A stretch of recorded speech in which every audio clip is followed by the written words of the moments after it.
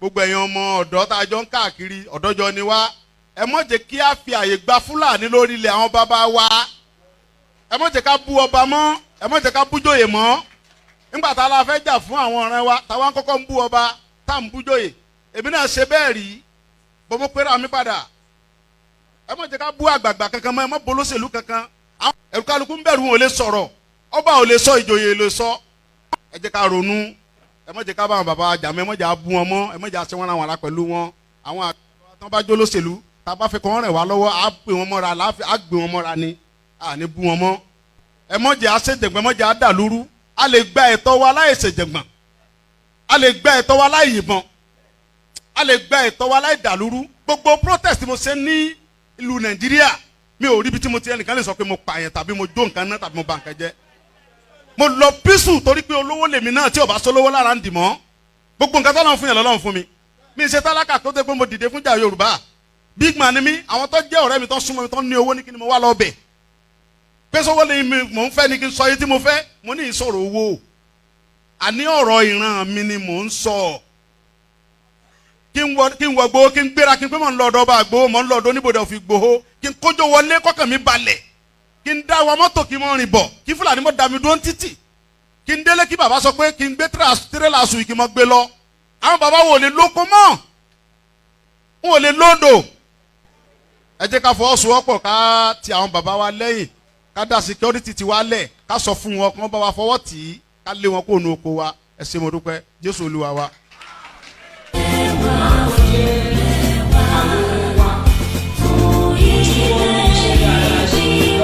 Koikimedia, we're bringing the world closer to your doorstep.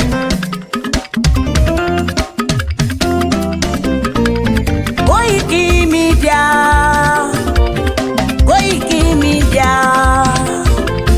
Koikimedia, we bringing the world closer to your doorstep.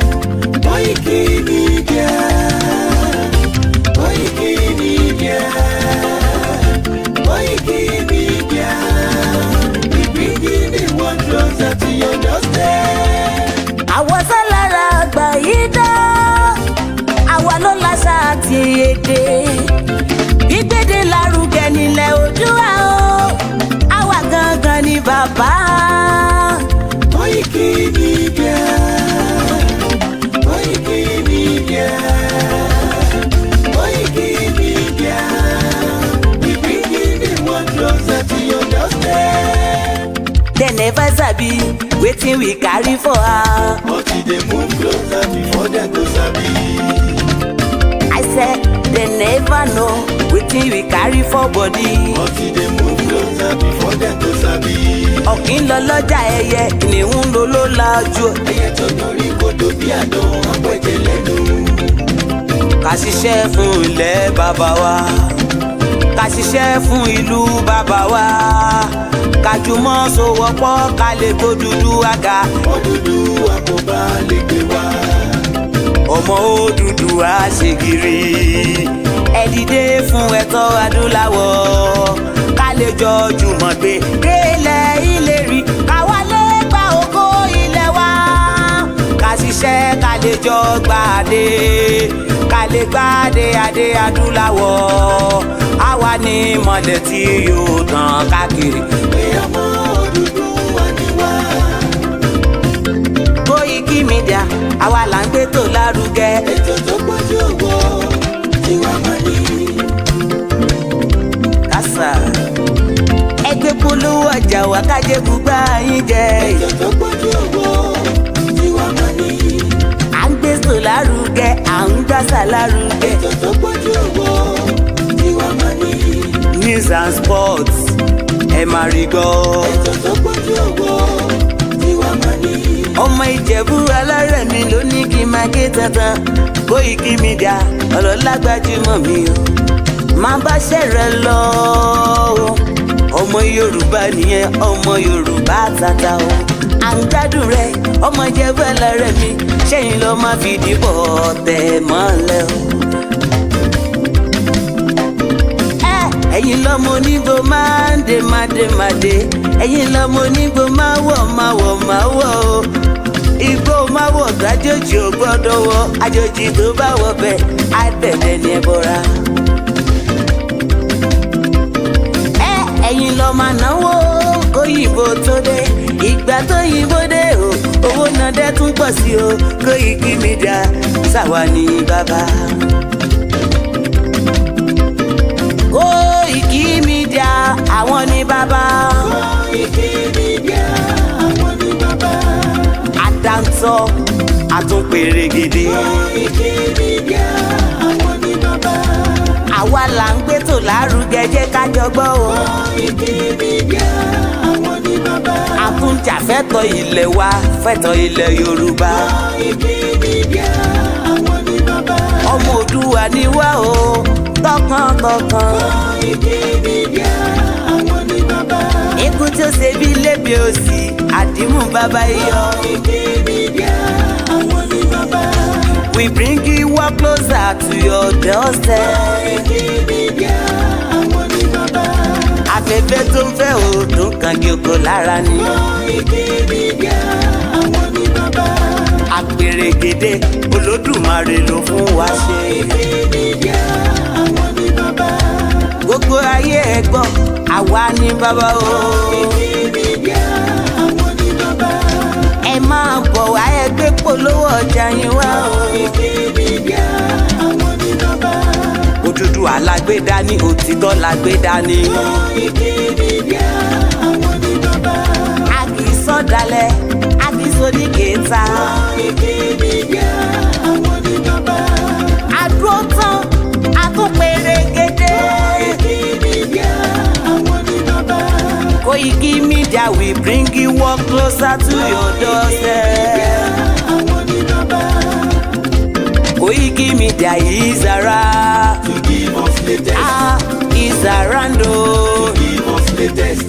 Ladies and gentlemen, Ẹ mú kalẹ̀ sílẹ̀, ẹ tẹ́tí ẹ gbọ́ ètò tó kojú gbogbo. ladies and gentlemen, Ẹ mú kalẹ̀ sílẹ̀, ẹ tẹ́tí ẹ gbọ́ ètò tó kojú gbogbo. Koikimedia is around. To give us latest. àwọn kan jẹ́ àwọn ọmọ wa tí wọ́n ní iṣẹ́ dáadáa lọ́wọ́ tó jẹ́ pé inú wa sì dùn wípé Ọlọ́run bùkún ọ̀pọ̀lọpọ̀ wọ́n ti bá ọkàn wọn dá májẹ̀mú wípé ní agbára Ọlọ́run by 2000 AD òmìnira máa dé fúnlẹ̀ káàrọ̀ òmìnira.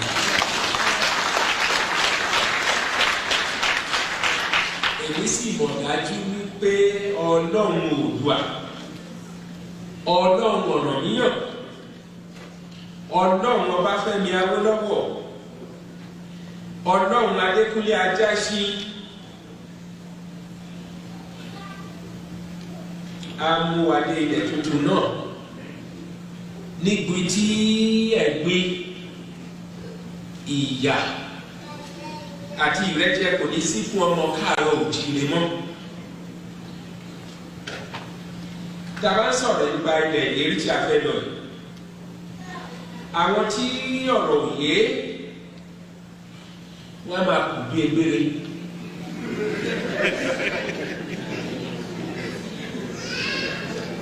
Lójú àwọn egbére tí mò ń wí, ó dàbí ẹni pé ohun ẹ̀yẹ ni kí ènìyàn máa wà nínú ẹ̀gbin, nínú ìyà, nínú ìrẹ́jẹ. A bá sì fojú wo kì í ṣe àwa Yorùbá nìkan ni ìyà ń jẹ ní Nàìjíríà. Bí Yorùbá ti bọ̀ wọ́n ní àrùn tó ń ṣe ojì náà ló ń ṣọ̀ọ́dún. Ohun tó ń ṣe Abọ́yadé ń kọ́ o. Ìyà tó ń jẹ Ṣógbẹ̀yìn l'Abẹ́òkúta ń kọ́. Òun náà ló ń jẹ Súlè ní Kòńtàgó.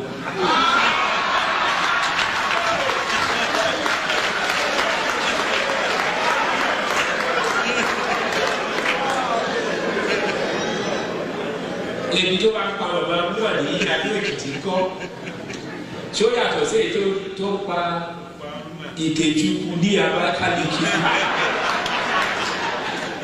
Nígbà tí mo sọ Ìkejìkù ní ìsìn wá rántí tí wọ́n láyé ló ń jẹ́ kí rántí o. Nígbà tí a wà ní Orúgà ẹ̀yin náà àti gbọ́ olóyè Akíntọ́lá ló pe ọ́gà ní ó búgà ó wá polongo ẹgbẹ́ NNDP lẹ́sà òkè ló ń bí ọjà wa ẹ̀kẹ́ tó bá ti kọjá ẹ̀sà wípé ẹ̀ lọ sókè bẹ̀sì ilé àwọn Ìkejìkúlù.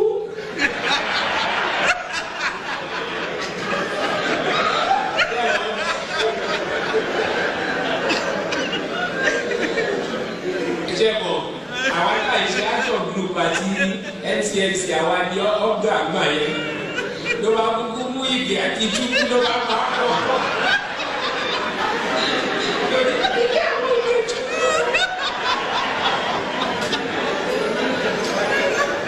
Mi mọ̀ bóyá Bọ́lájí wà ní tí Bọ́lájí bá wà ní kó gbọ́ ilé yìí o torí tó bá di ọ̀rẹ́ mi á sọ fún ẹ. Ṣùgbọ́n Akíntọ́lá ó lọ sí òde. Ló wá ní wọ́n máa sọ men of integrity bẹ́ẹ̀ làwọn kan wà ní tí wọ́n integrity o.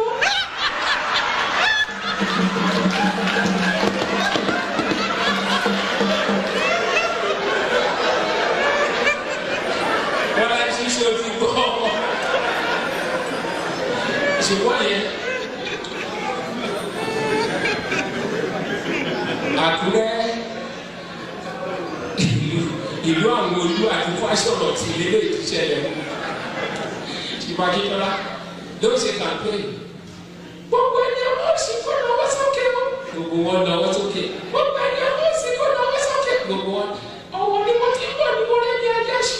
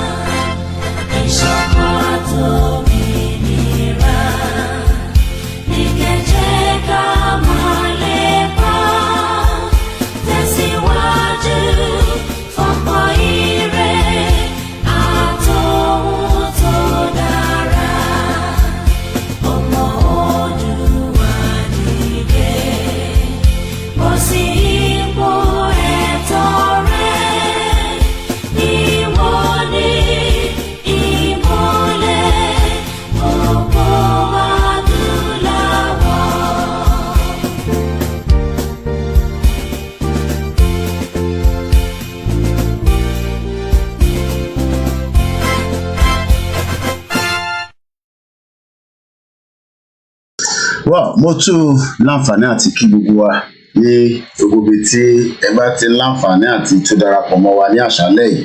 Mo kí wa pé ẹ káàbọ̀ sórí ètò Koikimedia, ètò tí a fi ń béèrè fún ẹ̀tọ́ wa gẹ́gẹ́ bí ẹ̀tọ́ tí gbogbo àwọn ọmọ ènìyàn ní ẹ̀tọ́ láti béèrè. Ẹ jẹ́ kí a kí gbogbo wa pé ṣé dáadáa ni mo tún láǹfààní àti bá yín. Mo kí ẹ̀yin ìyá wa, ẹ̀yin ẹ̀gbọ́n mi, ẹ̀yin àbúrò wa, gbogbo ẹ̀yin olólùfẹ́ wa tí ẹ ti ń darapọ̀ mọ́ wa ní gbogbo ibi tí ẹ ti ń wò wá. Mo kí bàbá tí a máa pè ní ọba Elédùmarè. Mo kí gbogbo ẹ̀yin Christian, mo kí ẹ̀yin Mùsùlùmí, mo kí ẹ̀yin àbọ̀yè pé ẹ máa tún káàbọ̀ láti ìlú Èkó títí dé ìlú Àkúrẹ́ lọ sí Oǹdó títí dé Ọ̀ṣun, káàkiri gbogbo ilẹ̀ Yorùbá títí dé Kogi àti Kwara àti ìlú Èkó àti Lagos tí a mọ̀ sí Lagos State. Mo kí wa pé gbogbo ẹ̀yin tẹ́ ń bẹ ní diaspora, ọba Elédùmarè a máa fi ìṣọ́ ẹ̀ àti ààbò ẹ̀ ní gbogbo ibikíbi tí a bá ń bẹ a máa fi ṣọ́ wa. Mo lọ bẹ́ẹ̀ mo kí gbogbo yín lẹ́ẹ̀kan sí pé assalamu alaikum warahmatullahi wabarakatuh. What God cannot do does not exist. Kò sí tó ju agbára Ọlọ́run lọ, nítorí pé ìtagbé dání ó ju agbára tiwa lọ, bọ̀ kò ju agbára Ọlọ́run lọ. Gbogbo ẹni tó ní ìran Yorùbá ò ní tú nínú ìdì àti ìdààmú tí àwọn òyìnbó kó wa sí látara ẹni tó ń pè ní the fraudulent 1914 amalgamation a máa bọ́ nínú ẹ̀ torí pé àwa àti àwọn ẹ̀yà tó kù a kì í ṣe ìkankan náà ọ̀tọ̀ọ̀tọ̀ ni ọba Elédùmarè dá wa kó tó di pé àwọn òyìnbó aláwọ̀ funfun àwọn ni wọ́n sọ pé látara olè táwọn fẹ́ jà látara jìbìtì táwọn fẹ́ ṣe látara pé àwọn ni wọ́n dá gbogbo wàhálà yìí sílẹ̀ tó ń pè ní Lugard àti Flora Shaw àwọn ni wọ́n kó wa sínú ìdààmú àmọ́ wọ́n ń ṣiṣẹ́ fún àwọn ìlú kan tó ń pè ní Britain ni ó fún wọn ní àṣẹ pé ẹ amalgamate Nàìjíríà bẹ́ẹ̀ bá kó Ìgbò Yorùbá àti Haúsá bẹ́ẹ̀ bá kó gbogbo wọn papọ̀ ẹ kọ́ nọra wọn lẹ́gba àmọ́ tàbí à ń béèrè fún ní alẹ́ yìí òun náà ló ń pè ní self-determination under Article 3 indigenous peoples have the right to self-determination. By the virtue of that right, they are freely determine their political status, freely pursue their economic, social, and cultural development. Mo lọ bẹ́ẹ̀ mo kí Professor Adebanji Akintoye bàbá tó ní tí a bá ń wo ọ̀pọ̀lọpọ̀ benefit tó ń bẹ nígbà tí ìran Yorùbá bá dá dúró tí a mọ̀ sí identity wa èdè bí ṣe ń bá yín sọ̀rọ̀ nǹkan lọ ní France tó ń pè ní Cannes gbogbo àwọn ẹ̀yà tó wá síbẹ̀ oríṣiríṣi èdè ni wọ́n ń sọ ká máa ní passport tiwa tó máa lè travel káàkiri gbogbo àgbáyé a máa ní owó tiwa a máa ní resources wa a máa lè ṣe in tí à ń pè ní judicial system tó ń ṣiṣẹ́ ààbò tó péye tá à ń pè ní security ọ̀pọ̀lọpọ̀ ọmọ Yorùbá immigration our control medical àní máa sá lọ ìlú òyìnbó lọ sí India lọ fẹ́ gba medical gbogbo ẹni tó fẹ́ wá kàwé ní UK mo ní business center ní United Kingdom àwọn náà wọ́n fi ń ṣe òwò ni a máa ní education tó solid akókó ti ní tẹ́lẹ̀ náà kó tó di pé wọ́n da gbogbo ẹ̀rú gbogbo ohun tí bàbá Awólọ́wọ̀ tó pètò lélẹ̀ kó tó di pé àwọn tó ṣe jàǹbá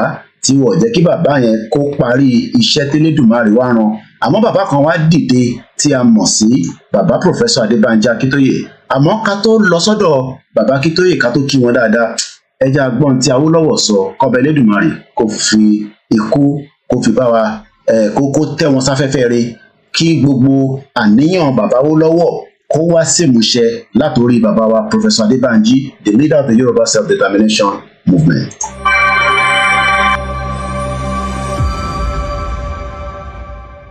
The welfare of millions of people for generations to come may be affected by the wisdom which we here display. If Nigerian leaders and our British partners are to prove themselves worthy of their trust, now is the time for us solemnly and truly to dedicate ourselves to seeking the greatest good of the greatest number of our people in Nigeria.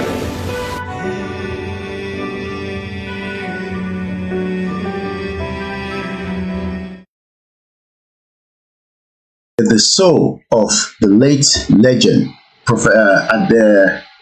Jeremiah Awolowo, continue to rest in peace.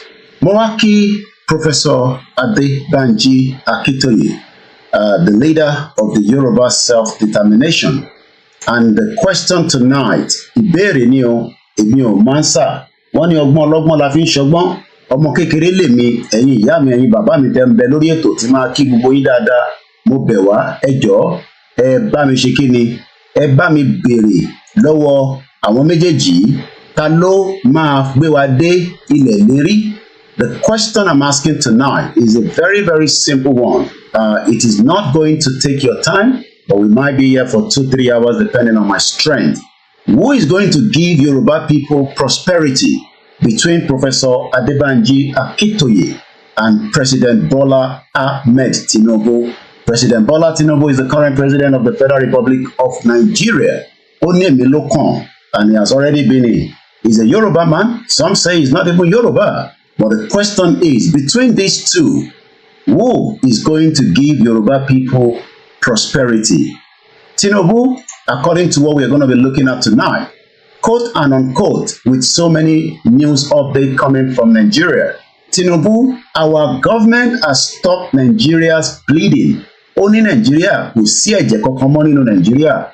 we will now move to prosperity. Ṣé Tinubu ti lọ copy in tí bàbá Akintoye gbélé wa lọ́wọ́ ká máa fi ṣe ètò ni? Remember, for the last 4 days on this platform, I have been talking about prosperity. Àbí wọ́n jíwèé wò ni? I don't know. When I saw this, I was like, wow. It seems that somebody somewhere is probably snipping through Professor Banji Akintoye document. What document are we talking about? A document that has a future, a document that has hope, and that is something that we need to be discussing tonight. Ẹ rántí pé for 4 days, even up to today, we have been treating this most important part of Professor Banji Akintoye conversation that told us that ká lọ máa fi ṣe program fún gbogbo ọmọ Yorùbá ní gbogbo ibikíbi tẹ́ bá wà. And as I was looking at the headline coming from the papers on the release of the presidency, I was not shocked. I was only trying to figure out what is Tinubu thinking in his head. He says, and I quote, there will be prosperity. Remember that Professor Adebanji Akintoye, like I said, told us to go and share the good news with the Yoruba people around the world. Wọ́n ní ká lọ máa sọ fún gbogbo ọmọ Yorùbá pé nígbà tí ìran Yorùbá bá dá dúró, there will be enough for every one of us. There will be accountability. The Yoruba people will be free from the bondage and the shackles. We will secure our brothers. We will have a judicial system that is working. We will be able to do as much as possible to look after ourselves. These were part of our discussion until Tinubu also says, I have something to offer, and that is that we Nigerians will have prosperity. I'm sure most of you remember this document. This is the document that I have been looking up to, treating on a daily basis. It says the good news path to prosperity in our Orílẹ̀-èdè Yoruba. But do you know that President Tinubu has also said, and I'm going to bring his own out in a minute, like I said, I am just here to ask questions, and I want you all to help me out to be able to address this particular most important. This is what Tinubu also says. Tinubu says, and I quote, my government has stopped Nigeria from bleeding. We will now move to prosperity. I am now asking the Yoruba people tonight, from wherever you are watching me, who among the two is giving us prosperity? Is it Professor Banji Akintoye? Is it Tinubu? Please, I want you to help me out. As I welcome my beautiful mother into the live transmission, I will first of all say good evening to Ama Uche. Is a Biafra watching me from Italy. Good evening to you all as you are entering this live transmission. I am only here to deliver the message. Mine is to look into all this. Yours is to help me out. I would have the phone line open because this is not about me. It's about every one of us tonight.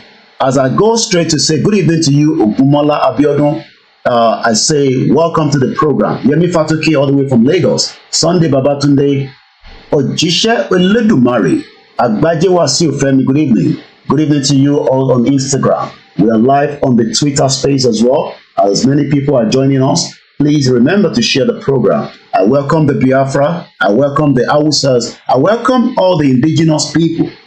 But the focus line tonight is between the Yoruba president, that we know is not a Yoruba president, but we tend to live in denial that Tinubu is a Yoruba president representing Yoruba people. President Tinubu is currently in Lagos to mark the beginning of his 1 year in office, and the project, one of the projects is to dip his hand into the pensioners fund. 20 trillion naira will be needed to complete the Lagos-Calabar coastal road. Whatever that means to you, I don't know.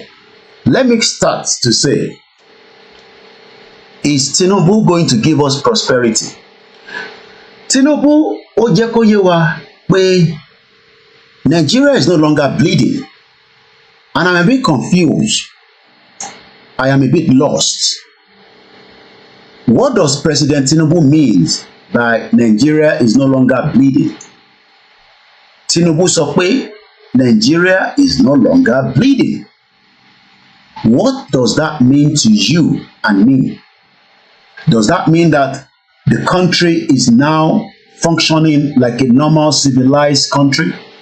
Or it is still the 9 years of a failed, corrupt APC government that the evil demon, the evil Fulani man known as Buhari, that decided to destroy Nigeria but went back to his farm, control his animals, the cows. The same cows have destroyed the lives of millions of Yoruba people from being able to farm. But Buhari, as he was leaving the office, told Nigerians this, and this is where we start the program from. I congratulate fellow Nigerians who have realized their power, that their votes count.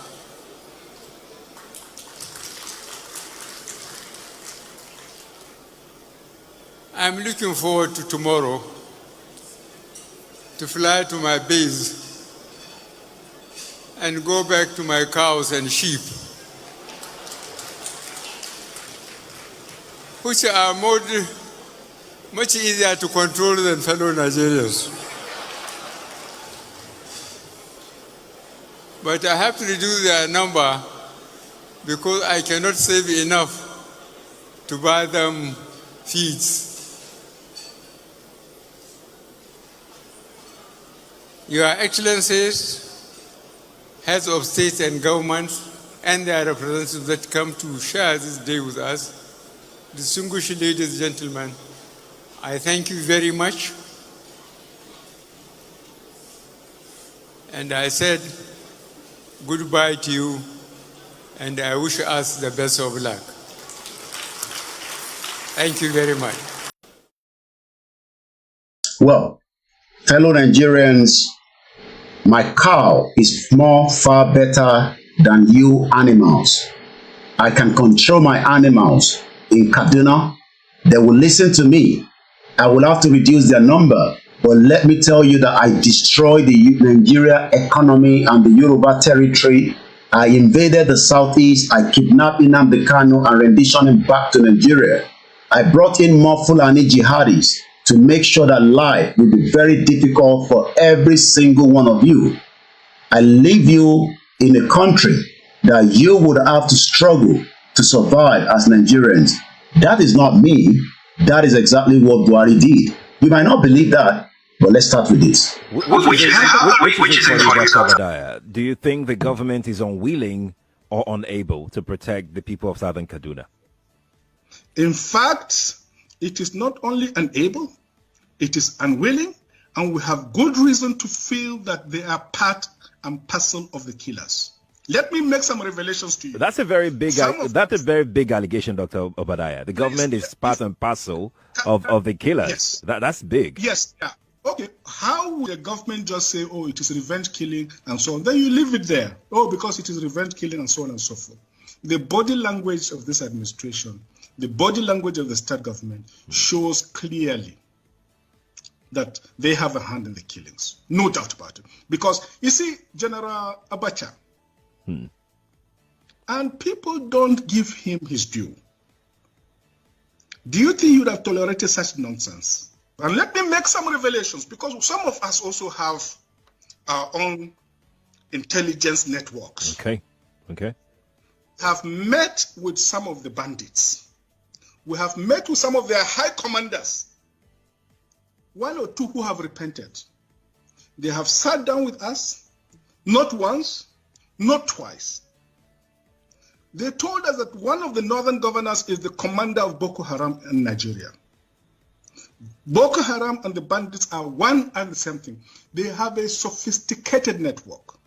During this lockdown, their planes were moving up and down as though there was no lockdown. Moving ammunitions, moving logistics, moving money, and distributing them in different parts of the country. They're already in the south, in the rainforest of the south. They're everywhere. They told us that when they finish these rural killings, they will move to phase 2. The phase 2 is they will go into the urban cities, going from house to house, killing prominent people. I can tell you, this is the game plan. By 2022, they want to start a civil war in Nigeria. That was the late Dr. Malafia Obadia. You will now be able to call in and also have the contribution, because the question is, who is giving Yoruba people or Nigerians prosperity? As I have my first caller on the line, as usual, is a very good contributor and also a friend to the program as well. Hello. Let's listen to Bishop Adesina. Go ahead. Yes. Thank you very much, Koiki. Ekweto. Hello. Go ahead, Bishop. Hello, can you hear me? Go ahead. Okay. All right. Thank you very much. Now, listening to the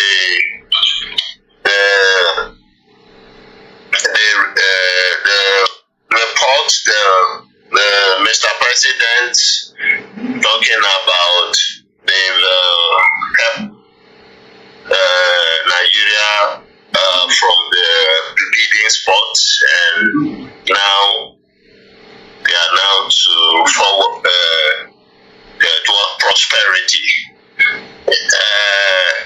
Whoever is still believing Nigerian government is a dead corpse. It's a dead corpse. Nigeria government is a seat of propagandists, people who lie, who use the system and the seat of government to manipulate. Nigeria government has never been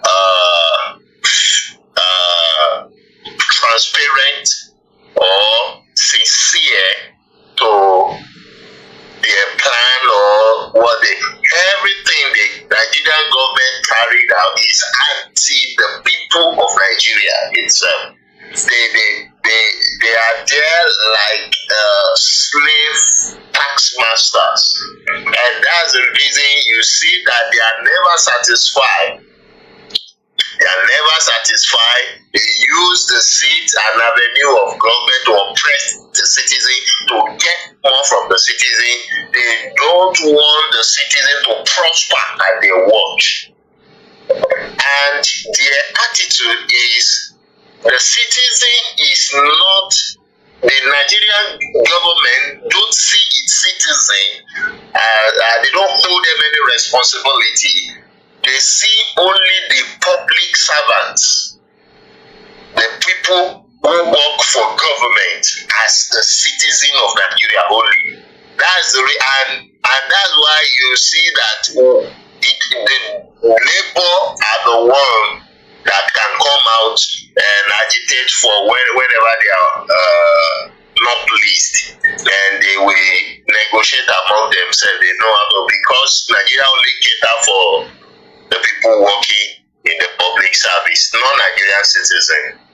The Nigerian citizens are the slave where they can breathe on to extract and get more money so they hold no Nigerian responsibility. Now, when they are talking about prosperity, how do you analyze that? Is there any prosperity in Nigeria that they are working on? Now, the CBN governor, just as the report came out yesterday, just sacked 200 staff, CBN staff, lay them off.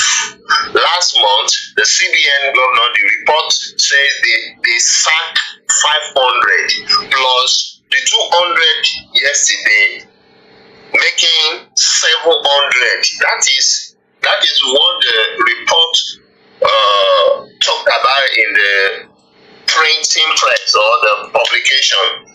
There may be more than that, but for the fact that press can bring out total of like 700 staff in layoff in Central Bank of Nigeria, are you building prosperity? Are you building prosperity, or you're building poverty? Now, to look at when you are taxing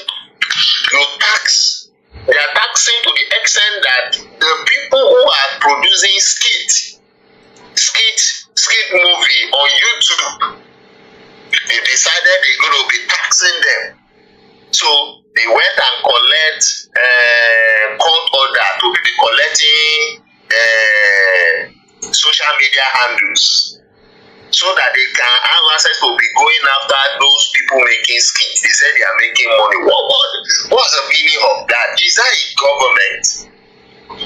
The people that you should go after is institutions like YouTube, Facebook, TikTok, and you go after them by asking them to open office in your country if you sincerely want to build prosperity. That is what Binance came for. They sent two executives to them to dialogue with them. Maybe they can open Binance office here. This illiterate in office kidnap diplomats that were sent. So they said they evade tax. How will a company that is not registered in Nigeria be owing Nigeria tax? It's not possible. And that's why they find it difficult to try them in court. But to be delaying them. These are a bunch of inexperienced people wearing suits. And what we realize show in government speaking English, and you think that they are responsible people. How do you bring prosperity when you are taxing you are not even the satellite provider? Nigeria is not a satellite provider. So they have not, they thought that countries that even tax all these social media organizations, they are internet providers nation. So they can switch off their blockchain that they give them, that they license them to operate, that people can view them online around the world. If they didn't pay the due they're supposed to pay. Nigeria is not that line. Nigeria has nothing. They provide nothing. And so they can't handle even all those online institutions.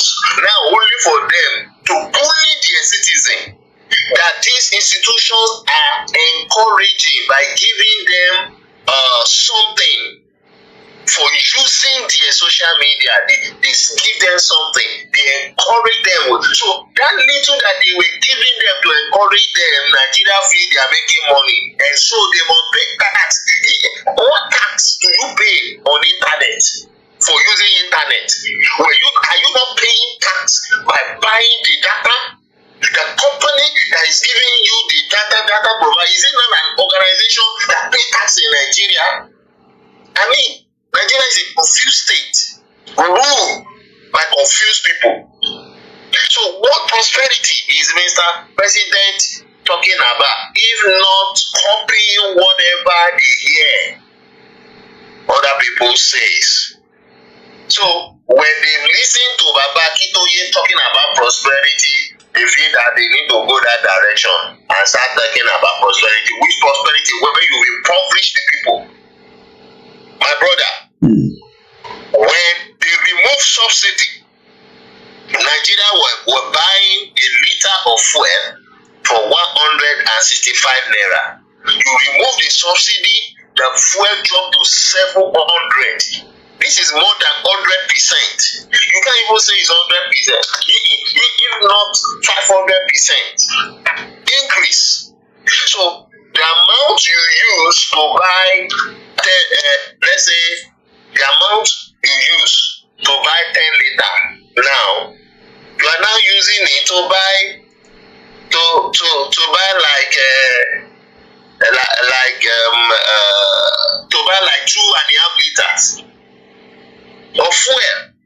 So you have reduced the purchasing capacity of your citizen. You make them poorer, and you get more money. That more money that come to your covers, what do you use it to do? Is it to reinvest in the country so that you can recover the loans and the debts that the country has fallen into? No.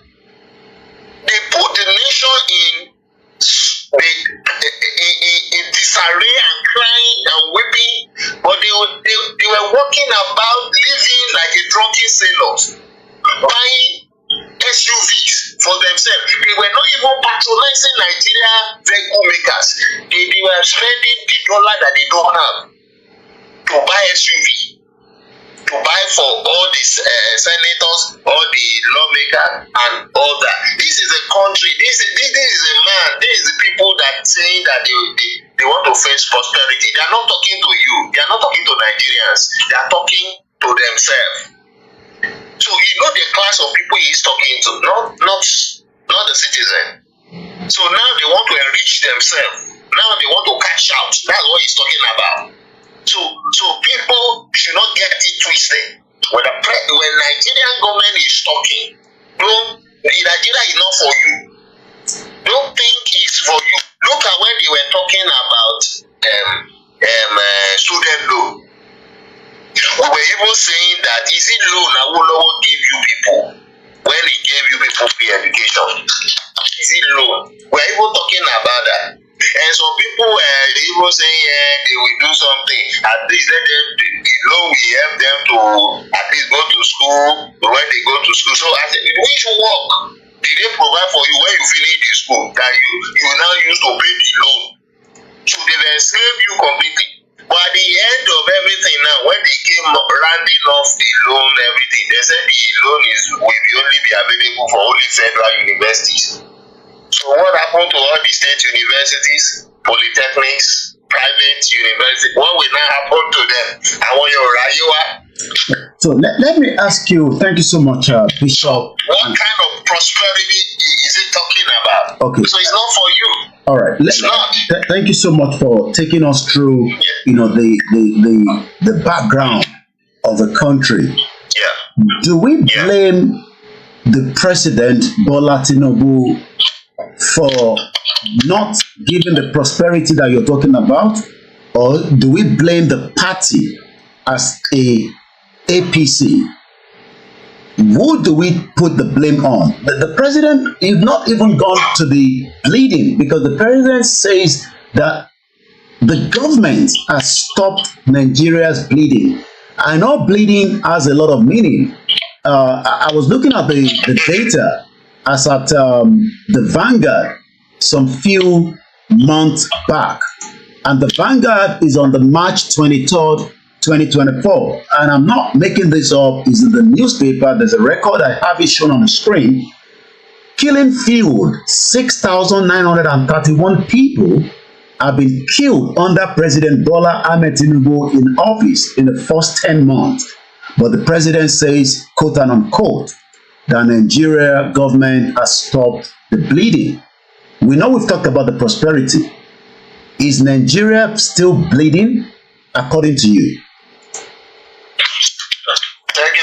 Thank you very much. You know, when you allow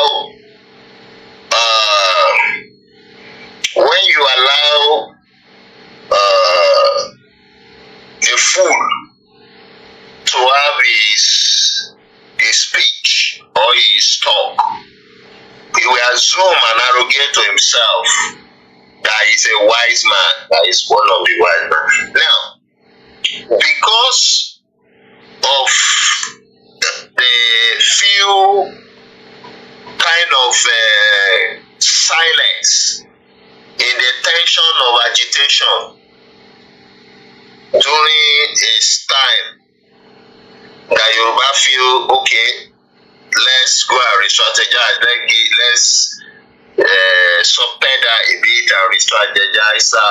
Now he sort of enjoy a bit kind of to his peace. So to them, they assume to themselves that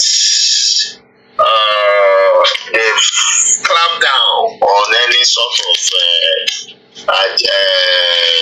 Yoruba try to break away or whatever. So they felt the plan. So he can now arrogate that they have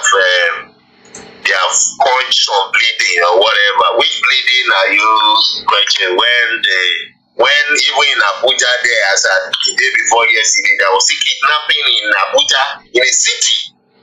And people inside there, they went inside and kidnapped people inside their houses and take them away. And you say that Nigeria is not bleeding. Nigeria is bleeding security-wise. Nigeria is bleeding economically-wise. The naira to dollar today, you can't is 1,006, and you can't even find a dollar physically. The bankers cannot give you dollar on the table. They will tell you go and find the dollar anywhere you can get it from. They will even point to borrow the change Aboki people in front of the bank. Go and change from them and bring it into the bank. You don't have it. Wow. They don't have it.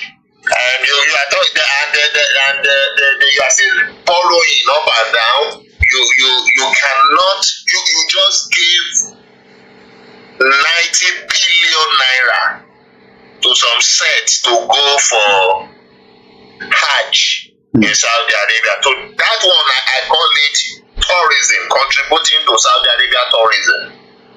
And you can't use that 90 billion naira to set up business. Even if you don't know the business, call people that what business can we create? Private and privatize it and let it be operating to employ people and give people job and return this 90 billion within 2 years back to government.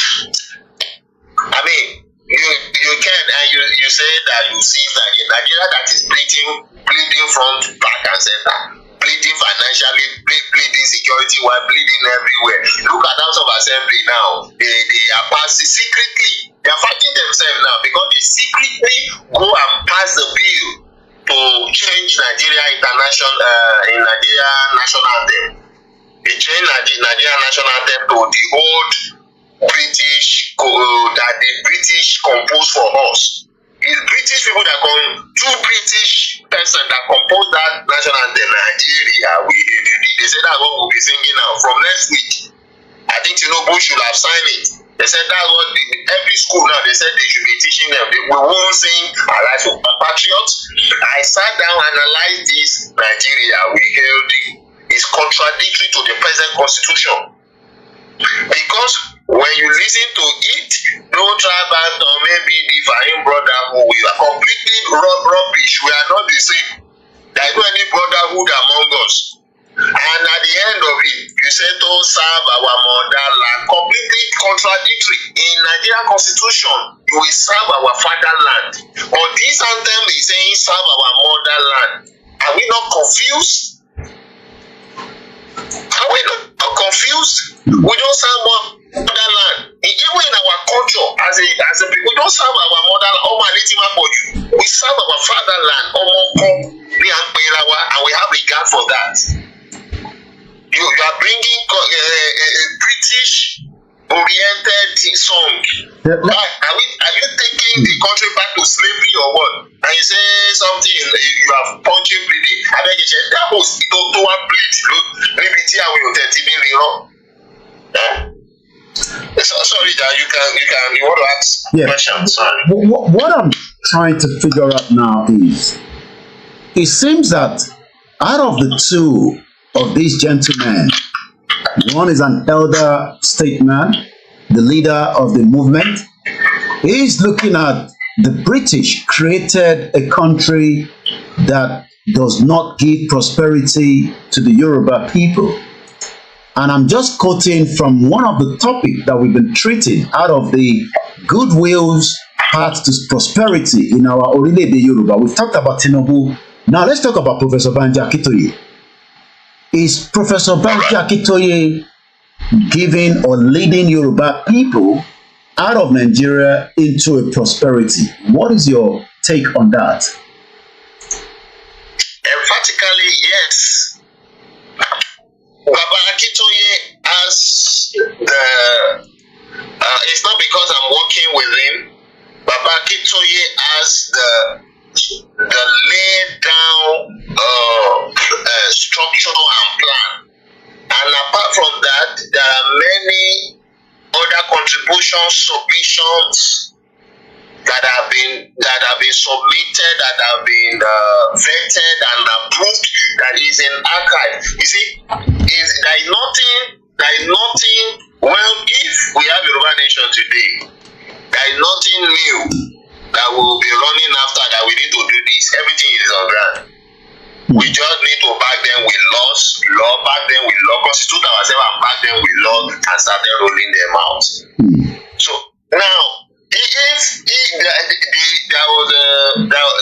there was a speech that Baba make in Yoruba radio in January this year. I have a copy of the speech. I think I sent them to you. You will see what they have concerning agriculture, how they will run agriculture, and how they will sponsor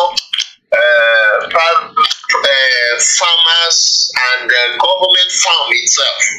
How we international investors will be encouraged to come in into not this subsistence farming that people are doing, mechanized farming. We have all the land, all the equipment that is needed for the farming. If government is not bringing in, if the private individual bringing in, it will have less tariff to encourage more equipment that enhance farming. But all these things, what these people in government are not looking at, they don't even care. Imagine a state government did not even have a cassava farm. Ministry, they have Ministry of Agriculture, they have Commission for Agriculture. What are they agriculture? What are they churning? What is it that they are churning? They are just there collecting allocation. So what is the difference between these two individuals? What is the difference between them? Between Professor Adebanji Akintoye and President Bola Tinubu? The difference is conscience. One old man is experienced and has conscience. The other, younger, said to be experienced, but had no conscience. He's selfish. Even when they called him and told him that don't run for this thing, let it end with this man. You can come home and lead Yoruba with us. He said he will not come. He want to go. Now you have been there now. It's people that you promise good life. I did not cursing you now. All over Lagos, all the Yaloja, Yalata, everywhere they were cursing Tinubu, cursing his name, telling him this is not what you told us, because life has become unbearable for people. This thing is bigger than your hand. You don't run a government alone. You can change Nigeria. Nigeria is endemic in corruption. How do you people put their sovereignty in one man? You said that Tinubu is there now. One guy was crying in the radio that time. He said, Baba, I was laughing. I said, renew shake it. No man, you people are illiterate. How is it possible in the world that you put your sovereignty in one man? Because Nigeria has made presidency to be so powerful and stronger. It's not done. A government is an institution. And that's the reason that it brings down law and order in Nigeria. Whoever is there control everything, either they are doing right or wrong. So we can't continue like that. The difference between Baba Akintoye and Tinubu is Baba Akintoye has, apart from experience, Baba Akintoye has conscience. I remember the statement he made the other time when they were interviewing him. He said he looked, they asked him, why did you return from US to stand for your people? He said he looked at how devastated everything Awolowo has done and laid down Yoruba land, how they've ruined everything. He said to himself, if he keep quiet and feel we could come me, what will he go and tell Awolowo if he leave this world? People forget that. People may laugh at that statement that will Baba see Awolowo again when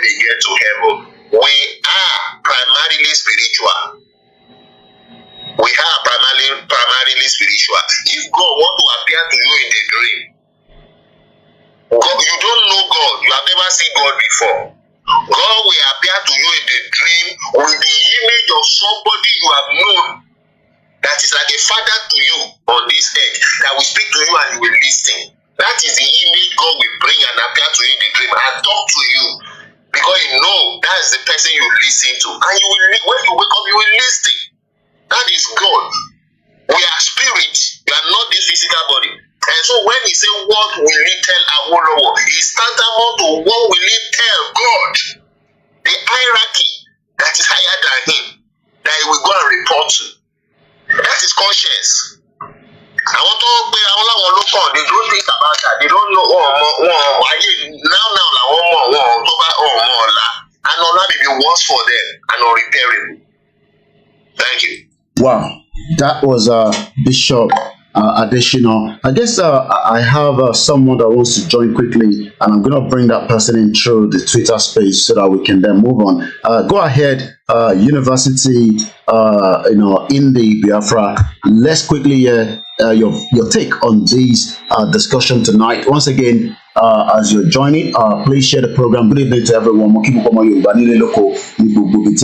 Yawa Comfort Adeleye says it is part of his campaign for 2027. They voted illiterate to the power. We can't compare Professor Adebanji to Tinubu. Please, it is an insult.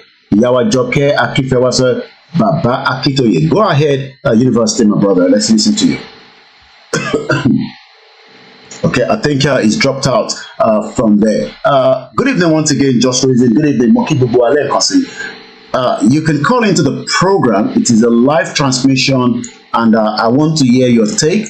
Bishop, I've started. The number to call is the same as you know, +44 7404 4059. Let's go back again. I think I have the speaker that I've joined again. Go ahead and let me hear your view before we take the next caller. Okay, it keeps dropping out, and then that means we're gonna go straight to the US. Okay. Can you hear me? All right. All right, go ahead now. I can hear you.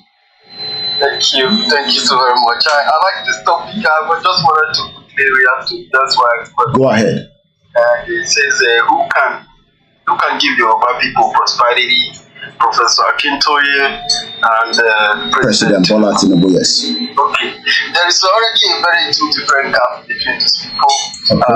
With the other one that calls himself president, there are a lot of controversies, a lot of accusation about him being a drug dealer, about him carrying loads of money with bullion van into his apartment. And so what you're saying is even his integrity is in question. Yeah, I mean, even his certificate, his age, and the age of his children, there are a lot of controversies about him. And if somebody has been into drug, and you became a father of a nation, you became a president of a nation, what are you teaching the young people to go into drug game, to go into criminality, to go into corruption, to go into all manner of crime, to go into robbery of money, and to go into touting and agberuism? Okay. That is not the future we are looking for. Then, if you look the other way around, you talk about professor. Okay. The name alone means that this guy is a well-read somebody who went to school. Will you say because he's a professor that a professor, there's a president, it's still different. I mean, the weight of the president and the professor. Yes. Go ahead. The name professor alone is already inspiring somebody. Okay. So what about if somebody say, I'm also inspired to be a president? Who is a president? I'm just trying to be, the devil advocate here tonight. Go ahead. It's different with this Indianic identity they call Nigeria. Okay. With the narrative, with the Nigerian style, somebody can be a criminal and a killer, but still be liked by millions of people. Like Buruji Kashamu was also involved in drugs. He ran away from America. He never attended to visit America until he died, some few years back. Go ahead. Yeah, there are a lot of criminals, but they control many followers, but they are criminals.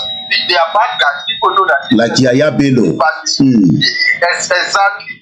Like the vice president of the of the drug lord. Shetima, a terrorist man. He's also a terrorist. We have seen him shake hands and eat together with terrorists. Okay. So he visits them, he knows where the terrorists are. So, but he has followers that like him. But for the future that we are looking for, what we are looking for, for the next generation, I might not be the one that is going to enjoy it. Or like what you are fighting for today, you might not be the one that is going to enjoy this country. But you are building something for people who are coming so that they don't go through what you have gone through. Okay. So somebody like Professor Akintoye, who is very hardworking, for him to get to the level of professorship, it means that he works so hard to get there. And he's being futuristic. He's an old man.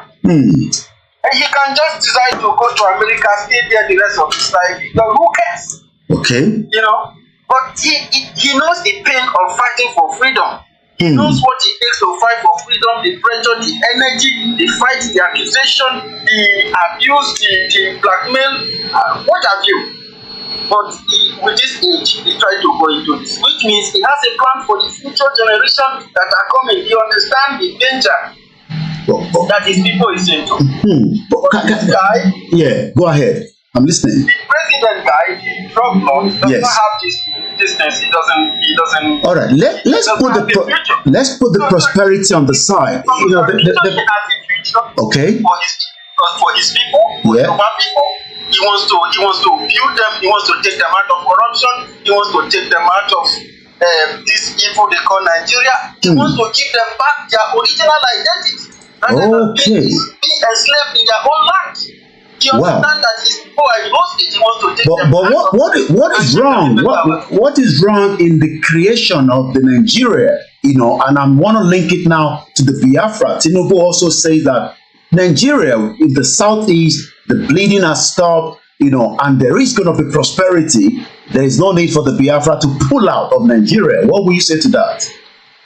He does not decide for Biafra people. Nobody decides for us. But he's the father of the nation. Tinubu is the father of... He's the father of corruption, the father of Nigeria. Wow. Let me tell you, Nigeria is not created by Nigerians. My parents were not consulted. My family members, my tribe, my union, my area, my region was not consulted. We didn't vote in Nigeria. And the people who concocted that thing were not Nigerians. As in, they could be the Nigerians because they have, and the name Niger has nothing to do with the African culture. Okay, I'm getting a breaking news. I gotta confirm that before I mention that one of our leader, Afenifere, but I'm gonna confirm that. But go ahead before we announce that news. Let me just make that confirmation. Go ahead, my brother. And then I'll come back to you. What is very wrong about Nigeria is that Nigeria is criminally and created by individuals who were not from Africa. They came from England, they came to rob, they came to kill, they came to steal, and they came to destroy. And that's exactly what they came to do. They came to my land, they steal from us, they rob us, and when they even took people along and enslaved them, used them for slavery. So they started human trafficking, they started the transatlantic slavery, they were picking people from my region. I don't know about other places, but they did it in the coastal region, and they took my people. Somebody like this have no future for my people. He only came to enslave my people. He took. But can you confirm that it is a temporary sacrifice? President Bola Tinubu tells Nigerians, amid the biting economic hardship, everything will be resolved. Biafra does not need to pull out. Oduduwa does not need to pull out. Arewa does not need to pull out. We can fix Nigeria. What will you say before I take more calls? The line is busy. Go ahead. Okay, you started with a word of temporary sacrifice. Using that word. It's Tinubu that said so, not be me. Don't pin it to me. Because you don't want pin to me. I know one problem. No, I don't want pin to you. You my guy. Go ahead. He used the word temporary sacrifice. I don't know what it means that we Biafra people should suffer from a little more. That is something that we cannot risk. We have a plan for our people, and we have experts who are working on this plan. We have people putting their resources into it. Okay. Biafrans have a much more better future than whatever Nigeria can offer. Wow. Nigeria can never offer us anything good. Okay. If you want to make that sacrifice, let him give Biafran some money. Let him pay into Biafran liberation funds, and we will utilize that money. You are a bad guy. You want the president to also pay into the Biafra and fund it. Wow. I love this one. This Biafra, they're not easy.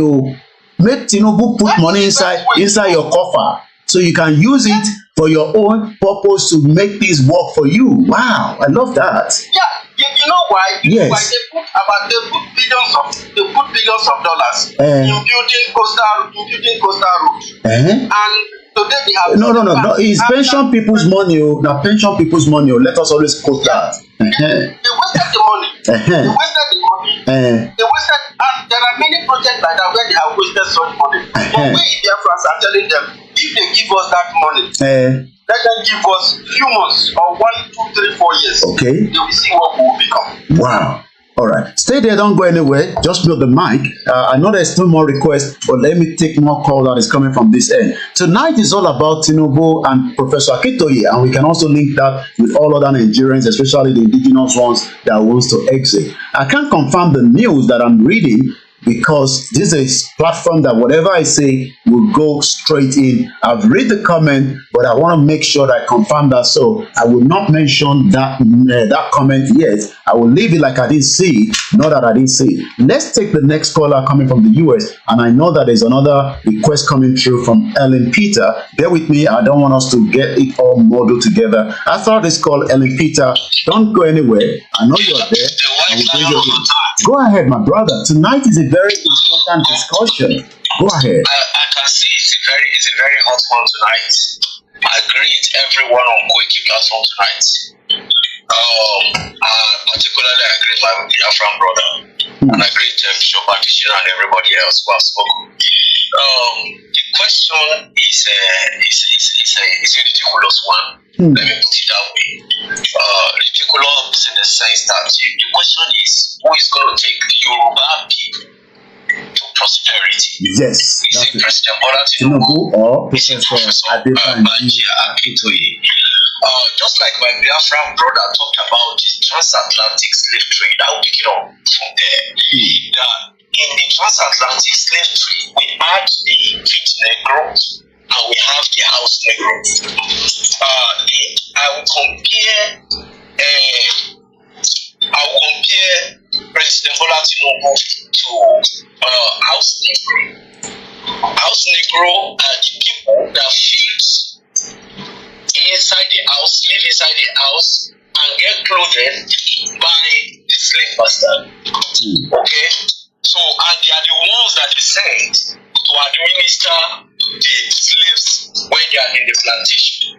So, the ones in the plantation working hard, those are the niggas. So, therefore, the British that said they created Nigeria, and then they deceive us to say they handed the hands off from Nigeria, and they were now having self-governance, deceiving us and ruling us by proxy, using the street Negroes, using the house Negro, like President Tinubu and Muhammadu Buhari and the likes of others that's ruled over that country. As a matter of fact, that's a country where they took sovereignty from the people. When you take sovereignty from the people, you actually take prosperity from the people. And then they now make people like President Bola Tinubu to be the manager of that particular field. Because Nigeria is like a shield to the British. So therefore, he is a manager of sovereignty and prosperity that have been taken away from the people. From what Professor Akintoye have highlighted in what we have been studying for a couple of days, we could see that the Yoruba people were building their cities. There were no hungry people among the Yoruba people, even as far back as in the 1800s, before the British came. And so therefore, when they came, they began to take our resources and take it to their place to develop their place. Now they are taking it by proxy, using somebody from among us to retain that sovereignty that they have taken away from us, so that they can continue to manipulate us. That's exactly what President Bola Tinubu represents. And I want to speak here that if you say that Nigeria is no more bleeding, it is because the blood is running out of Nigerians' body. Wow. Because we have bled so much. What is happening right now is that Nigeria is gasping for breath. So it's not an issue of no more bleeding. If you say there are no more bleeding, it simply means that the blood is running dry. Okay? And that is the situation. Now, coming back to Professor Banji Akintoye, the difference between them is that Professor Banji Akintoye is not in the movement to restore the dignity of the Yoruba race as a self-ambition. It's not a self-ambition. But we all hear President Bola Tinubu that it is his own lifelong ambition to one day become the president of Nigeria. So that tells the difference. Is there anything wrong in that? That simply tells. No. That is his own self-long ambition, which means it is self-forced. And the position he is holding on an estate that some people have taken over the sovereignty of the people. They have taken this prosperity from the people. Nigeria, as I will always say, no longer have citizens. You get what I'm saying? And that is why the basic need, the basic purpose of governance, which is the security and welfare of the people, is no more in the equation. That is why Bishop Adesina said that in a country where they said they remove subsidy and they're using this money to fund their own luxurious lifestyle, buying SUV, and then subsidizing a few people to go for pilgrimage. Why they could not subsidize food for the people on the streets?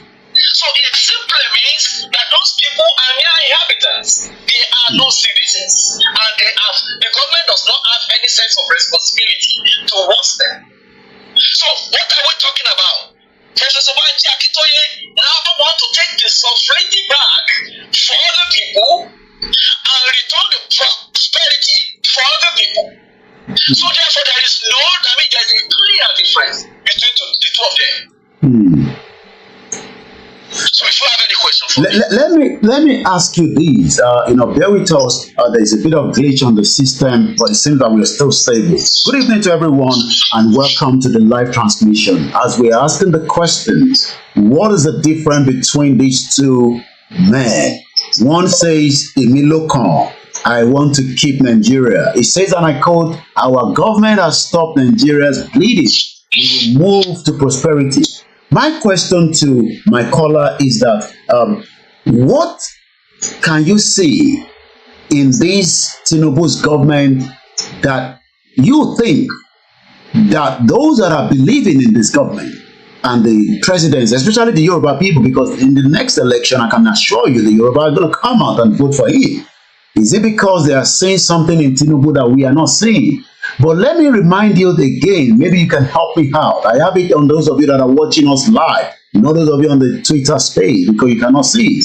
Tinubu says, and I quote, I don't believe in one Nigeria. What has changed? I believe Tinubu now believe in one Nigeria, and he also says, I am stopping the bleeding, even though over 7,000 Nigerians have died. The number must have changed in the last 10 months. But Tinubu government, in the next 4 days, will be 1 year, is currently in Lagos, doing all the first project of the first year, the coastal rail.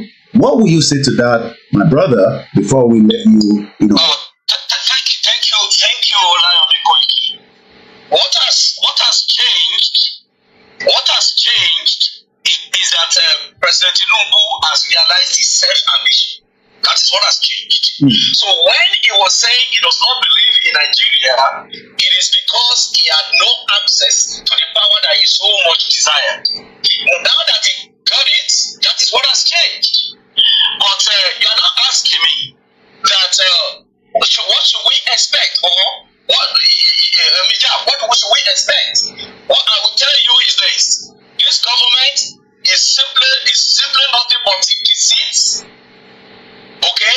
And unseriousness. Deceit and unseriousness. And what do I mean by that? If people are groaning right now on the streets that they are hungry, and as I've said, the people in government are living luxurious lives. Did you see? I read it in the Daily Trust that did the analysis of the pay of senators all over the world. They compare that of United States. The United States senators earn $74,000, and the Nigerian senator earn $2.something million. You see, it doesn't make sense for a country that is bleeding and is even running out of blood right now. And then, like I said, it's also on seriousness, in the sense that if you see recently during the course of the week, senators were discussing that Fulani herdsmen, they were talking about insecurity, and they were saying Fulani herdsmen are killing people, moving from Sanfara and going to Makodi and killing everybody along the way. And what did they say? At the end of the day, cannot even boldly mention Fulani. You will say some people, that is the kind of people who are running government. That is unseriousness. That is insincerity. And again, they were able to quickly pass a bill to return to the old national anthem, the one that was composed by two British citizens in 1959. How many years ago? They are taking a reverse back to 1959, and they say that is what they are moving on to. And to tell you how serious and how jobless they are in the National Assembly, they were able to pass it through first and second reading, and it's ready now for accent before they start introducing it. Is that a serious country? What is going to be the effect on that on our national economy? That people are dying of hunger, people are dying of insecurity at the moment. And just like Bishop Adesina said, they are talking about calling us tribes, Mediva. Are we tribes? We are not tribes, we are nations. Which means that national anthem that they are even going to is not relevant to our situation. Well, because they are jobless, they are insincere, they are lazy-minded people, they are just there just to sit down and collect money at the expense of people dying on the streets. And that is why I keep saying, anybody who thinks he's a citizen is only deceiving him or herself. Anybody in Nigeria, they are mere inhabitants. Wow. Thank you so much. That was another caller. Later see Orieto, no, she gonna caller. Again, Tafa Balewa says, and I quote, since 1914, it is all about that 1914. Something seems not to be right with the 1914, the fraudulent amalgamation put together by Lugard on behalf of the British. And a quote says, since 1914, the British government has been trying to make Nigeria into one country. My question is, what do we do? Kila ma se to upturn this British intention, this àníyàn, these British reasons to keep Nigeria into one country. But the Yoruba people says we don't want Yoruba nation. We want to keep Nigeria because we believe in President Bola Tinubu that says, I'm cold. Our government has stopped Nigerians bleeding and we are now moving into prosperity. But those previous leaders, up to the former President Goodluck Ebele Jonathan, this is what we heard from them. I am not the one quoting. This is exactly what was said. But before that, Akinola George says this about 2017. Has anything changed since 2017 till now? Mr. Fab says millions of Yoruba youth are out of school. Just reasons in Nigeria is a country that has failed in every way. But the 7-letter word in the name, Shio, Tinubu and his northerners counterpart have succeeded in turning Yoruba elders into beggars and the Yoruba youth into almajiris. Olutobi Oluwase says a politician's children taking over the political seat. Good evening and share the program. Ireti Ibisua says Ekushe Takuntaku. If you are new to the platform, Mr. Sunodu say Nigeria has already bleed to death. It is now going through the funeral ceremony to the 6 feet. I love that particular comment there. Once again, it's 11:30 from London, where this transmission is coming from. It's all about the self-determination. This is what Akinola George said some few years back, not too long, about 2017. Impediment to Yoruba development. It's the impediment to Odua development. Without Nigeria, we won't be where we are. 1962, we were far ahead of South Korea and North Korea. We were far ahead of China even. We had television before France. We had radio before South Africa. Now look at where we are today. I think it's a shame that even any Yoruba man can be talking about restructuring at this point in time. What are we restructuring? This country that is already shot to pieces? I don't think that's what we want. But they are always talking about giving Nigeria a chance. The patience of Yoruba with Nigeria has come to an end. If you don't allow we Biafrans to go, that zoological republic called Nigeria will be a worse place than Somalia. And today it is happening. And if you have not applied for your Somalian visa, please try and do so. Should I say Somali visa? Try and do so as quickly as possible, because the zoo is on the path of destruction. And there is nothing man can do to reverse it. Mark today's date and what I'm telling you. Nigeria will be destroyed beyond human comprehension. Thinking about how we've been having this conversation about the unity of Nigeria. And I reflect back at some of the prominent statements made by some of our founding leaders.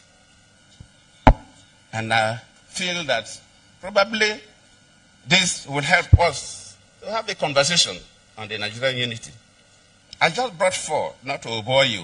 First, and I quote, not my statement, Nigeria is not a nation. It's a mere geographical expression. There are no Nigerians in the same sense as there are English, Welsh, or French. The word Nigerian is merely a distinctive appellation to distinguish those who live within the boundaries of Nigeria from those who do not. This is accredited to Chief Obafemi Awolowo, the former Prime Minister of the Western region. The second one, and I quote, it is true that we politicians always delight in talking loosely about the unity of Nigeria. 60 years ago, there was no country called Nigeria. What is now Nigeria consisted of several large and small communities, all of which were different in their outlooks and beliefs. The advent of the British and that of Western education has not materially altered the situation. And the many and varied communities have not knit themselves into a composite unit. This is accredited to Sir Amadou Bello, former Premier of Northern Region. The third, and I quote, since 1914, the British government has been trying to make Nigeria into one country.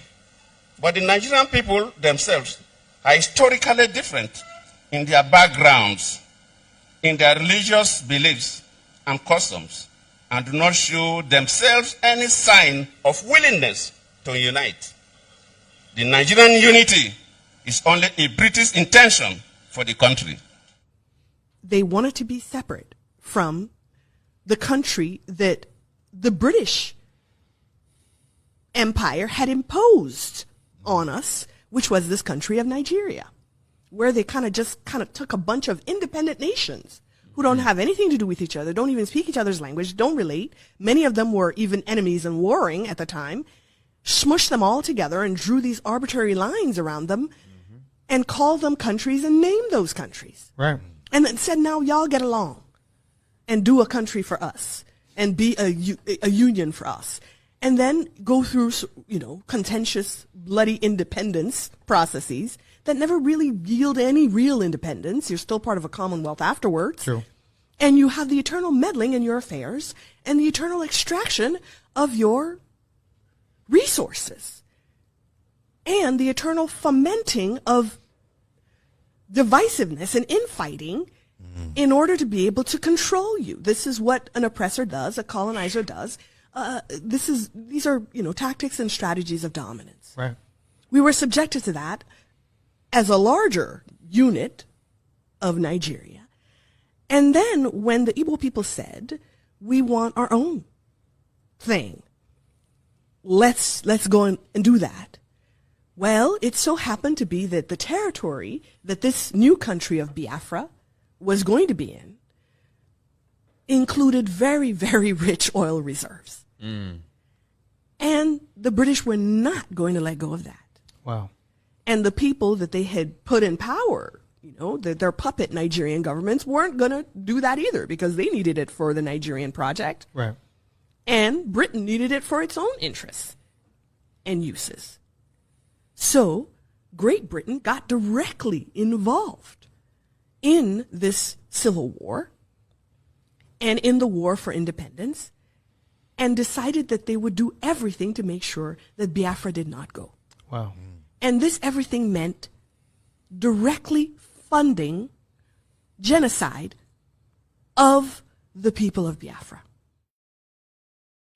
Nigeria is not bleeding, according to Tinubu, but it seems that my viewers tonight are saying that is a complete nonsense from the President Bola Tinubu. So let us read the article. Maybe when I read the article, you can still call in and add your contribution. In time discuss lálẹ́ yìí fún àǹfààní gbogbo yín èèyàn mi káàkiri gbogbo àgbáyé ni pé President Tinubu sọ pé everything is okay Nigeria.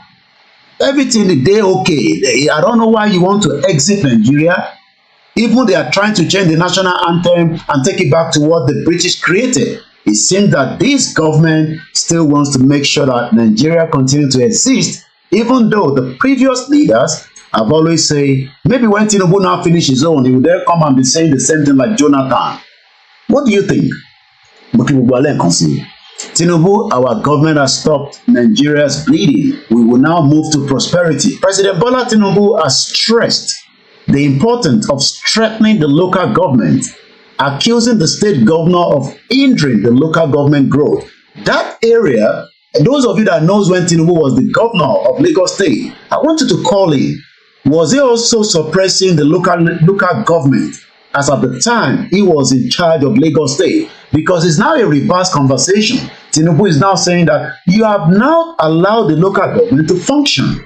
Remember, we have said it so many times that the local government does not have a full autonomy. And my question is, has Tinubu changed the tone now that he's the president? He's now accusing Dapo Abiodun of Uzodinma. Oyo State did the local government, and the only people that won was PDP. Kwara State is dissolving their own. It seems that across the 36 states, everybody within the governors take advantage of the local government. Tinubu says, I'm not happy with that. Èyí tẹ́ bá mọ̀ nígbà tí Tinubu jẹ́ governor Lagos State, was he doing the same thing that he's talking about now? Ṣé ẹlẹ́nu méjì ni? I've told you, and I'll say it again, President Bola Tinubu is the weak element. Let's go further. President Tinubu on Friday yesterday told Nigerians that the worst days are all over. The Nigerian economy assuring that his administration will continue to take steps to deliver the dividends of democracy. Democracy, according to what we know, government of the people, by the people, for the people. Is Nigeria practicing democracy? Are you really sure that we are practicing democracy? Help me in the comment section, or you can contribute as the time you want to. The president also accused the state governors of being a clog in the wheel of development of the local government as the third tier of the government. Speaking when he received a delegation of the Yoruba leaders of thought. I don't know which of the Yoruba leaders, but I can tell you it is not Akintoye, because if Akintoye was there, we would have been told. But we know that we have given Tinubu government or presidency up to the 15th of June to respond back, at least acknowledge. And I was listening to Prof, and I think I will bring that in just about a few minutes, because Prof was at the event being broadcast about a few hours ago, and he was asked questions, and those questions I will be telling you about it after this reading of this article coming from the Arise TV. According to him, the past 12 months, okay, let me go back. Speaking when he received a delegation of the Yoruba leaders of thought at the State House, the president, according to the statement issued by that Oyinbo Pepe and Juri Ingilali, that 419 guy that thinks that he can use his English to deceive those in Nigeria, but not people like us, emphasized that the governance must be transformative and must address the critical needs of the citizens. According to him, the past 12 months have been fulfilling for his administration. Are you sure that this government have fulfilled your dreams? Are you still living in face me, I face you? I was even told that it is called slap me, I slap you. Have you got a good security system? Can you travel from your state to another state? Is terrorists now all over Nigeria? Are you going to your farm? Has Dangote dropped the price of the cement in Nigeria and make it cheaper in other African countries? Is the border in Benin now open? Or the one in Niger allowed terrorists to flood into the country? Which one is Tinubu talking about that there is now fulfillment? Are you sure that there is fulfillment in the government of this Egbekegbe 419 crazy system called APC? His word, it has been challenging, it has been fulfilling as well. We took over. No, you never took over. It's a continuity. Because as I said earlier, Buhari said, and I quote, my cows, yeah, keep it from thanks. My cows are far better than many Nigerians. I will even not have many cows. I will drop the numbers. My grandmother, Comfort Adele, said he started it when he was the governor, and they are now following his footsteps. So I've got confirmation that President Tinubu is speaking with his mouth from the anus, because when he was the governor, he was manipulating the local government. Now that he's the president, he's blaming all the governors, including Governor of Lagos State, Babajide Sanwo-Olu, the point to kill. His word, it has been challenging, it has been fulfilling as well. We took over and we have stopped the bleeding. But it seems that my father, Son Odu, says Nigeria has already bled to death. It is now going through the funeral ceremony to the 6th feet. The zoo is collapsing. Many Nigerians are still living in denial. They are thinking that something will change. But let's leave that for now on that part. And then let's try to read another article from the Sahara Reporter. You might not like Showore, but it says, and I quote, it is a temporary sacrifice. Tinubu is telling you, amid the biting economic hardship. Speaking at the 60th anniversary celebration parade area display and the flying out parade for the 30 Air Vice Marshal and the 9 Air Commodores who are members of the 3738. Remember, the Nigerian Air Force killed Tolulope Arotile. That is something that we will never forget as Yoruba people.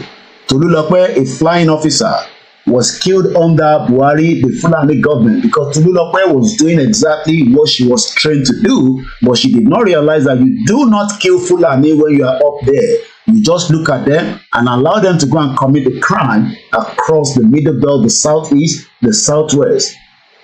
And Tolulope eventually got killed in the same system that could have protected her. She was only 24 years old. She was born on the 13th of December 1995. Just the same way Babangida bombed Delegiwa. The youth that have been trained are still the same, being massacred and killed. I can take you back to the NSAS. Even some say nobody died. Some even wanted to blame Nnamdi Kanu for what happened in Lagos State. That Lagos State was to be burnt down, according to them. Well, I can tell you that almost 4 weeks now, a market close to Abule Egba was burnt down by the Fulani terrorists. We have the video evidence. The Yoruba people spoke. Over 500 million naira worth of goods was burnt down. The police officer has taken bribes. The market is still existing, but it has been infiltrated by the Fulani jihadists. The same thing that Malafia told you. I am not scaring you about terrorism in Nigeria. I have told you, and this is it. Let's go and look at it. UK threat level as of today is classified under substantial. And what does that mean?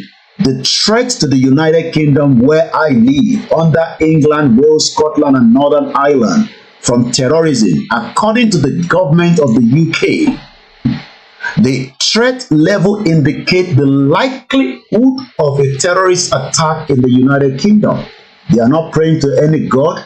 They are making sure they have enough security personnel to try to stop it. But it is likely to happen. The threat level in UK is 5.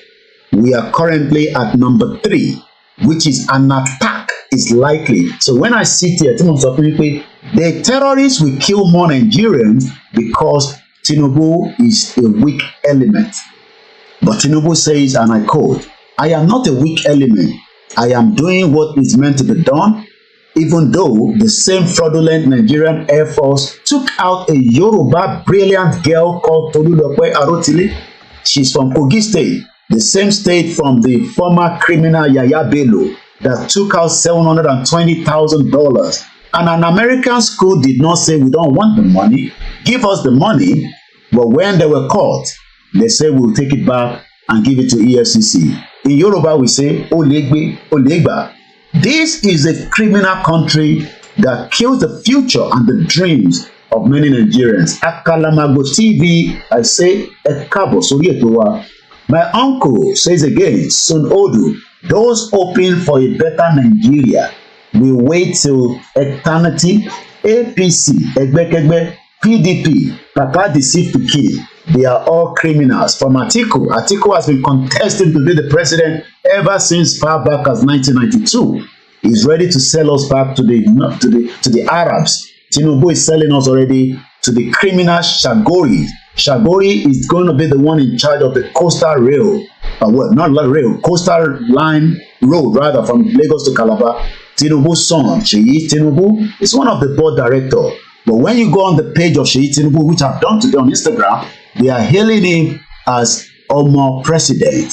The Yorubas that are Afonjas, as they will say. And I don't have any reason not to say that, because they are criminals that think that they want to be a politician like Seyi Tinubu's dad and steal much more money without thinking about the future of the Yoruba people. Nigeria go break, whether you like it or not. We have the time to do the program. We are not going to get tired. It might take some time, but it's going to break. Let me now take you to what Baba Akintoye said during the conversation at the World Media today, because there's a lot that Baba Akintoye talked about. Questions were asked. Some of those questions might be some questions that you are also concerned about, and you might also have those questions listen to you. I think, okay, 1 minute. Where was it played from? All right, bear with me. I will have to pull that up. So let's give you something else while I'm preparing for that particular video. Once we have so much to play, Adogon body is still not returned back after the attack on Oloyebo's house on the 1st of July 2021. We hope that this government will do the needful and allow it to be returned. If you think that I joke, even Bill Clinton confirmed that, don't think that you can win anybody, especially when they are fighting for their right. They will die there. We left Biafra after everything that we give to want to kill them. 5 million people were killed. This is Bill Clinton. I'm sure you know him now. That former president of America. This is what he had to say some few years back. But our historic memory includes the notion that your greatest days were under Ivan, Peter the Great, and Catherine the Great. In other words, when you could control your neighbors. And people don't want to be controlled anymore. They want to be free to chart their own course. I'll never forget the first time a man with impeccable military credentials, the warden of Rhodes House, who was Admiral Viscount Montgomery's aide de camp in World War II, said, you know, you're going to have to leave Vietnam for the same reason we had to leave Nigeria. We left Nigeria. There was a horrible war. 3 million people died. But we had to go, and you're going to have to go. And I said, why?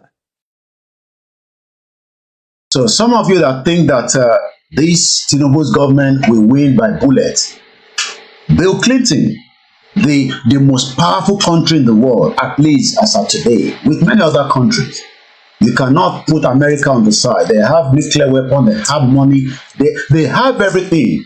But Edmond Kotti Bill Clinton something, we have to leave the war of the Biafra, because you cannot defeat people that are determined to die there. They go die there. I found the video that I'm going to play to you in a minute of Professor Akintoye, but bear with me. Let us first listen a little bit more to Bill Clinton. Bill Clinton sọ pé the war, ogun, nobody prays for war, and that is why we are having every means of a peaceful dissolution from our own end.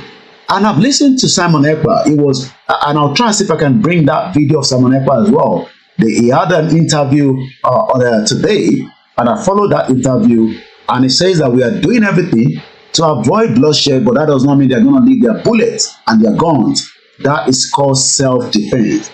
But they will do everything as much as possible. Simon Ekpa, about some few hours ago, the Biafra headed by Simon Ekpa drags the Nigerian government headed by President Tinubu to the African court. And like I said, as at the time questions were asked, when he was giving his presentation, which I listened to, he talked about, finding a lasting solution to the Biafra exiting Nigeria without any, war. But again, that will be subject. I'm going to line that up while I am going to prepare for Tinubu, Professor Akintoye's one. The question tonight, I don't want us to lose the topic. Ìbéèrè ni pé, who is taking us out of prosperity? Ta ló máa fún wa ní prosperity? Is it Tinubu or Baba Akintoye? Ìyẹn gangan ni kókó ọ̀rọ̀ kalẹ̀ yìí. Mo kí ẹ Àrólé Odùduwà, Yusuf Olúwafẹ́mi. Shout out to as many of you that are joining us. Yes, we're speaking in English. We are carrying as many people along. We have the Biafra listening. They are also part of the why they want to go. So, and likewise, like I said, this is an international platform. It is Yoruba, but also we have enough English to cover our audience from the global world. Let's go back and listen again. It's not a long one. I'm going to start it again. Mo fẹ́ kẹ́ farabalẹ̀ kẹ́ gbọ́ until Bill Clinton sọ. We had to leave the Biafra war. Why? I don't know. Let's listen to him again. But our historic memory includes the notion that your greatest days were under Ivan, Peter the Great, and Catherine the Great. In other words, when you could control your neighbors. And people don't want to be controlled anymore. They want to be free to chart their own course. I'll never forget the first time a man with impeccable military credentials, the warden of Rhodes House, who was Admiral of Viscount Montgomery's aide de camp in World War II, said, you're going to have to leave Vietnam for the same reason we had to leave Nigeria. We left Nigeria. There was a horrible war. 3 million people died. But we had to go, and you're going to have to go. And I said, why? He said, because they don't want you. People... Now we're going to listen to the leader of the Yoruba Self-Determination. This was today, and you can watch it live again on the Yoruba Nation Youth TV YouTube channel. And please do follow some of these channels. It's very, very important. There, by following our channels, you cannot get up to date of what is happening around us. So we will listen to Professor Banji Akintoye as he was making a lot of Q&A, also taking us back to what we need to know. We've read Tinubu's one. I don't have a video version of what Tinubu said. Hopefully I'm going to find out if I can. But let us, somebody said Bill Clinton no get credibility, I beg. Well, we're not saying about credibility, it's about what he's saying. That is the most important thing. In terms of Gongola need láti gbọ́. Because when people say, the government will defeat you, even America knew that it was going to be very difficult to defeat the Biafra during that war. I remember that there were many countries that were fighting the Biafra. It was not just one country. This time around, it is not 1960s. Let us remember that. So let's listen to Baba Akintoye for some time here. There were a lot of questions. I will not be able to play the whole videos, about 1 hour 15 minutes, but let's take as much from it. Then after this, I will give you a sneak view of what the Biafra government in exile under the leadership of Mazi Simon Ekpa, the Prime Minister, as they have now taken Nigeria to the African Union against the humane and the reasons for keeping Nnamdi Kanu as is not meant to be. Ẹ jẹ́ ká follow conversation yẹn lẹ́ẹ̀kan sí.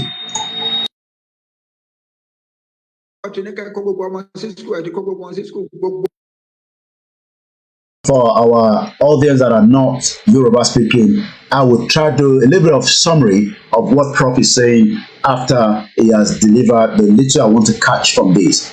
Let's listen.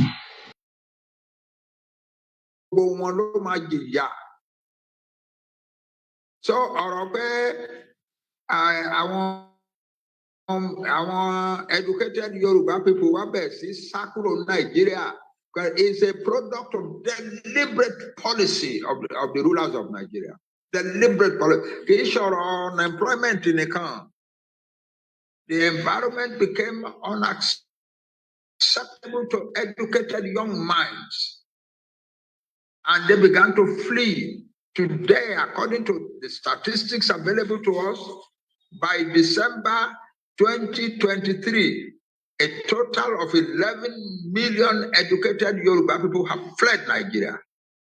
And in countries like the United States, United Kingdom, Canada, etc., Europe, so all over. There is no country in the world today where you will not find these educated Yoruba people. A group of people called me from a poor little country near Australia called Papua New Guinea. Papua New Guinea, that is all one bed is but now you came over that one day possibly a few of us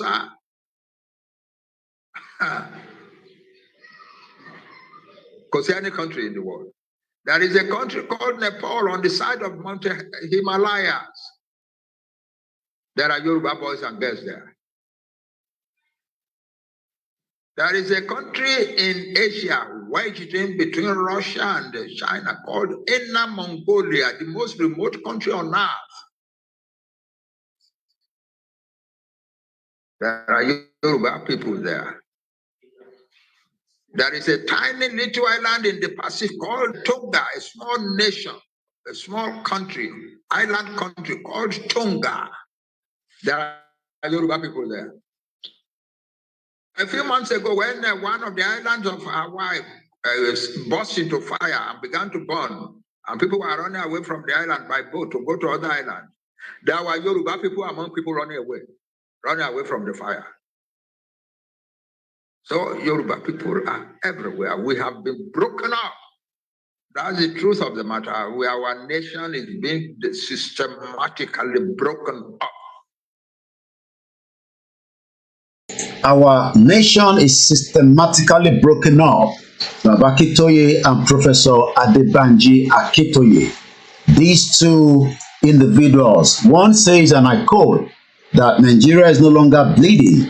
We have stabilized Nigeria, and we will make sure that those of you that are Nigerians will enjoy everything out of Nigeria. Do you believe Tinubu, or do you think that it is Professor Banji Akintoye that has what it takes to give us prosperity and take us out of the current predicament called Nigeria?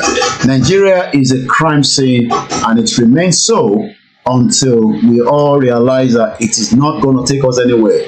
We're going to go back again to Prof in a minute, but I just want us to listen to Simon Ekpa, as I've got it here ready, as he continue, to work tirelessly, as they have now taken President Tinubu to the African, African court in Banjul. And I want us to just listen because it seems that Tinubu says Nigeria is not bleeding. The Biafra disagree with him, just like the Yoruba as well. So let's listen a little bit to Simon Ekpa, and then we're going to move forward again to Professor Adebanji Akintoye.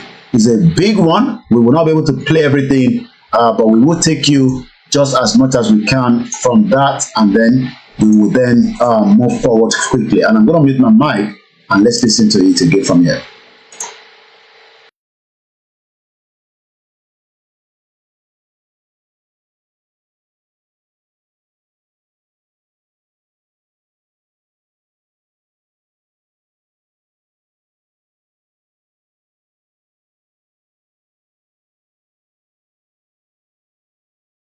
Bear with me, it's a bit of a bit slow there. Let's take down some of the these. Okay, now I got to leave that.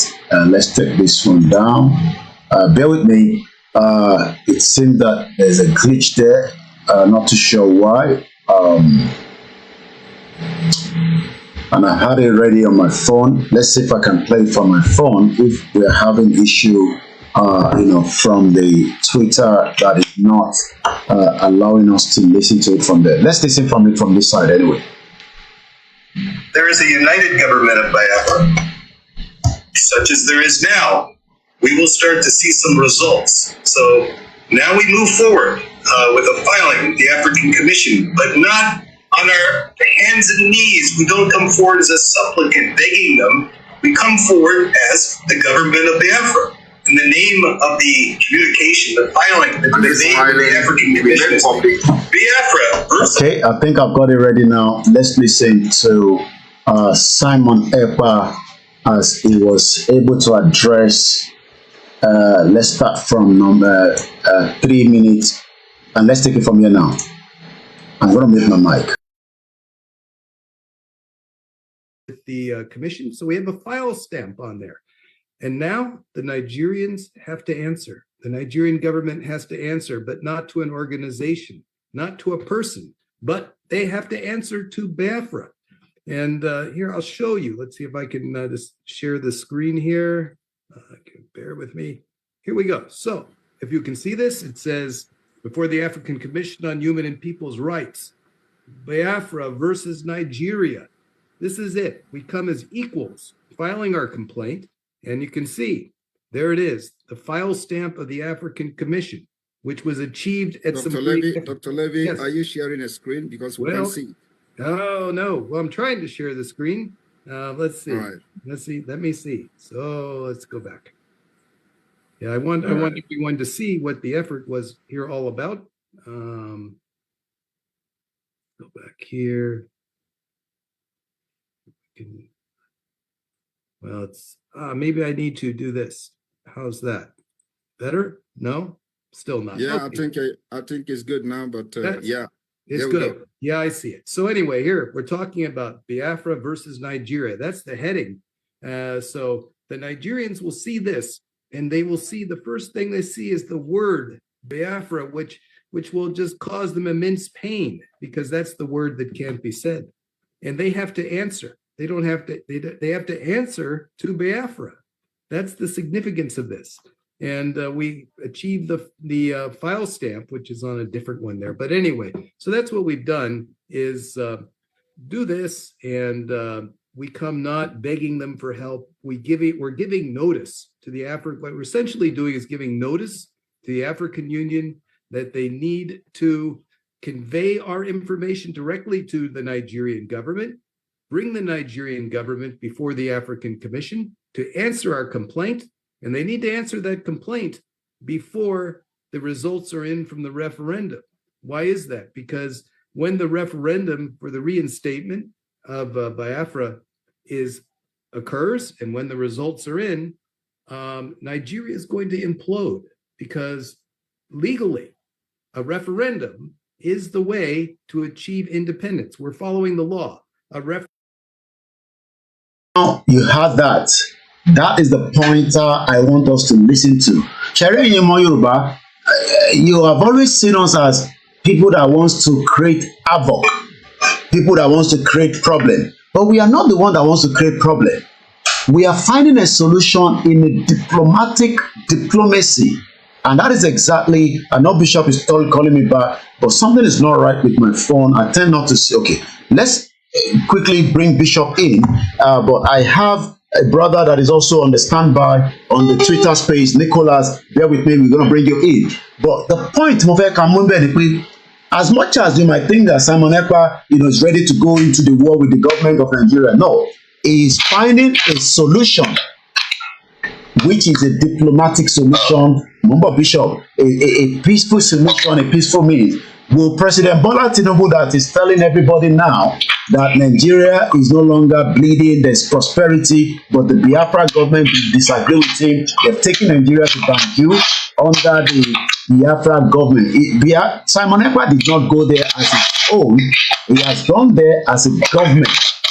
And the government of Nigeria will either have to respond to this or not. And as we heard the guy that was speaking there, I don't know his name, saying that the government of Nigeria would have to answer to the name that they don't want to call. Bishop, go ahead. I'll have you back again. Let's hear your view this time around again. Thank you very much, Koiki. Now, concerning the autonomy of the local government. Yes. Now, when he was governor of Lagos State, actually, I don't want to speak for him. He is the one who split the local governments into LCDAs and expand them, and make the local government to be more closer to the people. Like Alimosho, as big as is, Alimosho was splitted into 16 local governments. They call them LCDA, Lagos Community Development Area or something. Now, and then they breed on tax. All of them breed on tax. And at that time, he himself as a governor was surviving based on tax because the president seized his allocation at that time. Now, coming to presidency, you are now copy-pasting what you did in the state.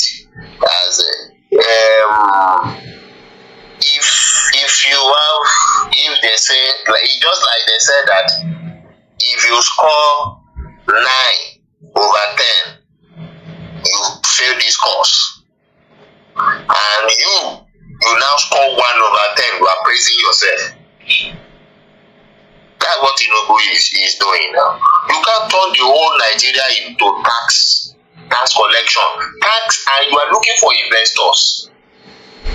Tax will send away the people that want to invest. That's why companies are closing down. Taxing everywhere, hiking the electricity, taking it up. When these people are not producing electricity, people are still paying for darkness. You are still hiking it, taking it up. Dividing the land into Bade, Basi, that is discrimination. It is in their constitution that any part of Nigeria shall not be discriminated about, that you cannot say anybody cannot live. Now, for you to be grouping them into electricity, that is discrimination. It's against the constitution. And you are saying these people in this area will be able to have supply of light more than so people in this area, and the people in there can pay more. In the age where everybody is using prepaid metering, you are still contented and settling down for estimated billing, just because you steal from that thing, just because you can be able to oppress the citizen and make them to pay for darkness, the service you did not render. And this is what they are praising themselves on, to be able to get results by making life miserable for the people, getting from where you did not sow.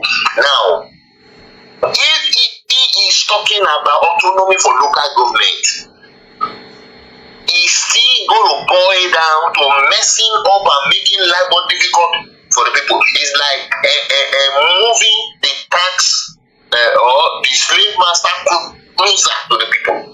because the constitution he is working on did not give that authority to the local government to operate his resources by himself and better the life of the people. That's why Nigerian citizens are not being paying citizen benefits. If you go to South Africa or common South Africa, there the citizen, if they give birth to a child and that child is the mother or the father is a South African citizen, from the day they give birth to him and his name enter the system, the South African government start paying that child. The mother receive the money into that child's account. So until the child is 18 years old. And those who are older from the age of I think 50 or 50 years old, they start collecting money again as old till they die. It's different from their pension. So people do not have privilege to work in government organization where they can collect pension. So people work for themselves, entrepreneur. So they have no pension from anywhere. At the time they reach that age, that government payment, just like the way they got it from a baby, still take them through life. Nigerian government is not responsible for its citizens. It's not, they are not responsible, they are not structured in a way to be responsible for the citizens. They take the resources of the people and use it only for the few up. And so the constitution did not give power to all those cadre of structure of government to function.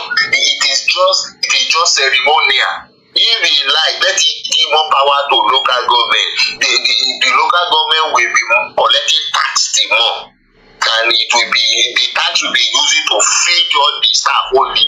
Nothing good for the citizen. All the resources of the land go straight to Abuja.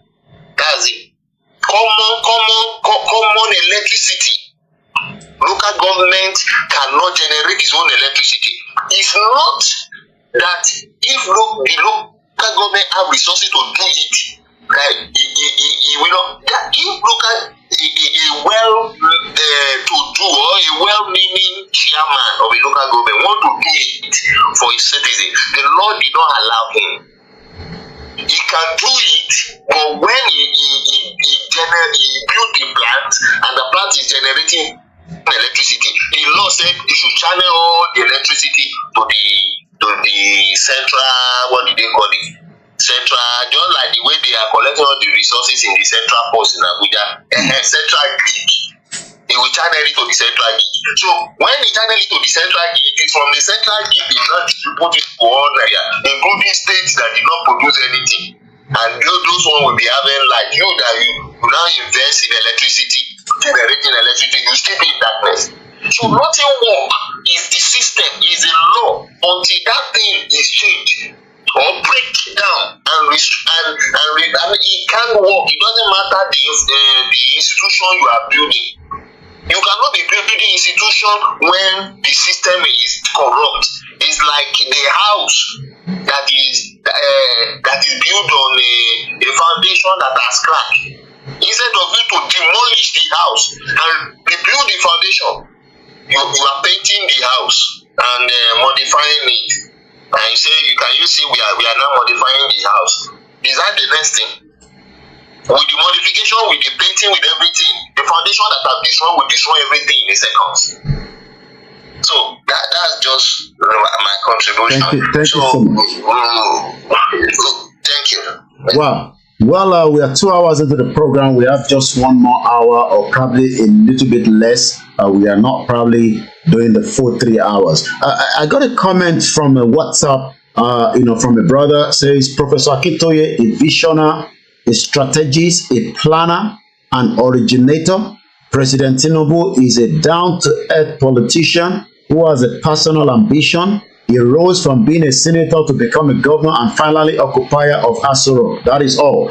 Let's bring one more from the Twitter space. Nicholas, on mute, and let's give you about 2-3 minutes to discharge your own views on because again, if Tinubu is not just talking to the Yoruba people, he's talking to all Nigerians. He says it's a temporary sacrifice. Nigerians amid the biting economic hardship, and he also went further to say Nigeria is not bleeding. But I have just linked it to our own leader and Tinubu. You can also link it to your own leader Simon Ekpa and Mazi Nnamdi Kanu, who is going to give you prosperity among the two? Nicholas, go ahead. Let me hear from you if you're still with me. If otherwise, we're going to move forward. Okay, it seems maybe Nicholas is listening to us from the zoo. Probably maybe it's a network glitch. My brother, if you just want to come back in again, let me bring you in. University Nick, let me hear your view. I've just played the government in exile Biafra, Simon Ekpa. Why have you taken the government of Nigeria to Banjul, the African court, and what are you expecting? I know you're probably not the spokesperson for the Biafra government, but again, as a Biafra, you probably have listened to your prime minister. I did listen to a little bit of it when it was live, but I did finish watching it because it was going the same time with when Akintoye was also having a conversation with us. But I did listen to it at least at some point. Go ahead, let's hear your view. What is it that you want to get from this court? And it's going between the government of Biafra and Nigeria. It's not like Simon Ekpa and Nigeria. Exactly. Let me first of all introduce myself properly. My name is Osai, right? And I'm a cabinet member and a minister of the Biafra Republic government in exile. Wow, so it's good to have one of the cabinet ministers. Wow, I never know that. Wow, that means now that I've recognized you, we would always also recognize you each time you're here. I say shout out to everyone. We have numbers of people that are listening tonight, and also my beautiful, beautiful sister, the Arewa Akintoye, and there's many of the Biafrans that are locked in tonight. We are just about 30 more minutes. I can tell you, I won't hold you all longer. Go ahead straight away, my brother. Okay.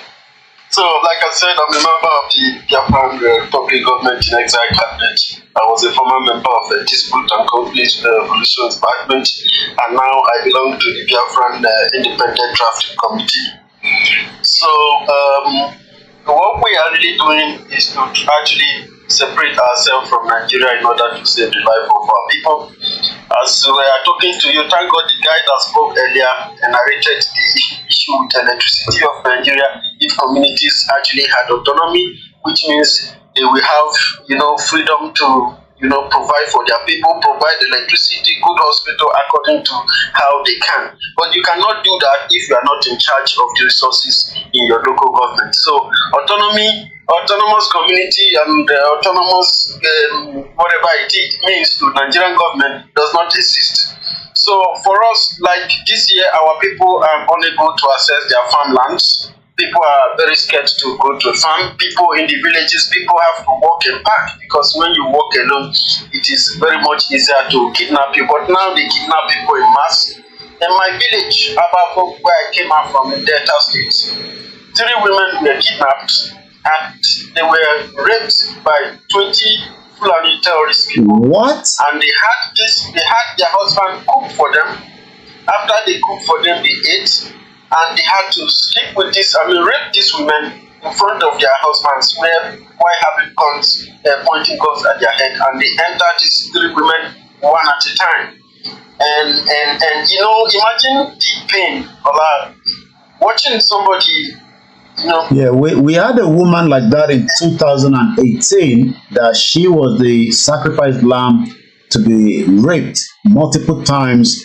And this was 2018. This was even before Yoruba Nation started. And each time I play that video, my people cry every time, because she actually came out, to tell us about it herself. Go ahead. So the pain of these men, and up until now, these people are not ready. They have refused to come forward to the media to it's like, increasing the trauma. Our people are suffering, our people are dying. There's hunger coming. What the Nigerian people are seeing today, if this thing continues like this, our people, they are trying to starve our people. Like Nigeria is trying to starve our people. It has continued the sequence. They are using their foot soldiers, which is the Fulanis, to create a path for this hunger. Now that our people didn't farm this year, the price of garri has increased. Now 1 basin is about 45,000. from 32,000 that people are complaining. One small petroba is about 12,000. I mean, one small cup is 3,000. These people are starving our people. They want to destroy our people. So we have to take these very evil people to court before they kill us all at once. In Atokwama, one village close to my place, it's my mother's area in Urobo, where they have boundary with Ijaw people. Atokwama, the government of Nigeria made a propaganda against these villagers. This is a village that does not have road. They only use water to transport themselves. Go ahead.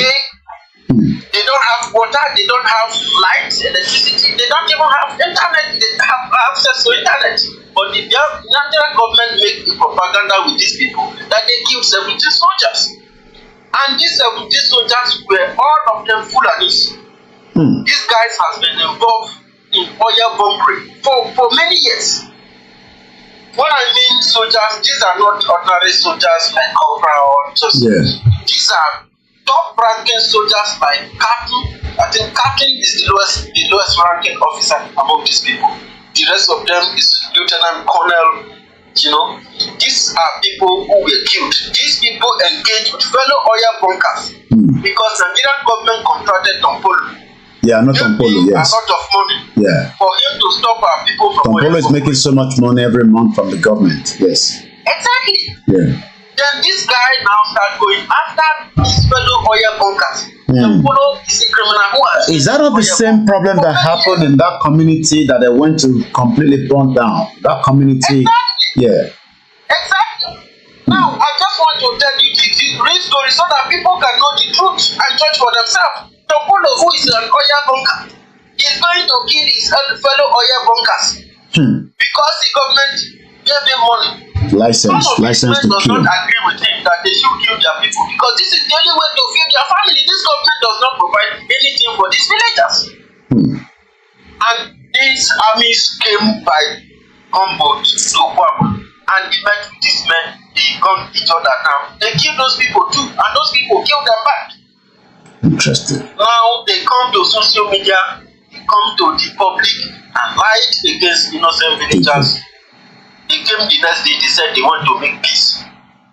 After they have used one man called Patrick to create a kind of small crisis between Okoloba and Okwama people. They use it to come in order to destroy Okwama. After they have destroyed Okwama, killed even old people, old women and men who could not move, pregnant women who just give birth who could not run, they killed them, killed their newborn babies, killed these old people, grabbed everybody. The Okwama people ran. Some of them ran to take refuge. Some of them, the ones that ran inside bush, Nigerian government were going after them, killing them like that. They went to Ewu. They tell Ewu people to release Okwama people. The Ewu people tell Nigerian government that we are giving these people refuge here. We cannot release them. It is against the law of the land. They destroyed Ewu and destroyed their houses. So if I come in there. But the president is saying that Nigeria is no longer bleeding. But it seems that what I'm listening right now is like there's a blood. My people are bleeding. That's why I have to tell you this story. My people are bleeding. They have done to IDP camp. They are asking Okwama people to go to for IDP. The Okwama people tell them even as they reject being an IDP in their own land, being displaced in their own land when there is no war, that they cannot go to another man's village to. Meanwhile, 2 trucks from Dangote have been stopped at Akpo, between Akpo and Ababu, where these trucks are carrying hundreds of Fulani people, terrorists, with dogs and weapons. Heading to Okwama, they across them, brought all of them down. Question them, they said they are going to Okwama. What are you going there to do? So Nigerian government is conquering Islam. I don't understand what Nigeria is really, because Nigerians are supporting the conquest of their own self, conquering the land and filling the land with aliens from the Sahel, filling the land with foreigners and weaponizing them.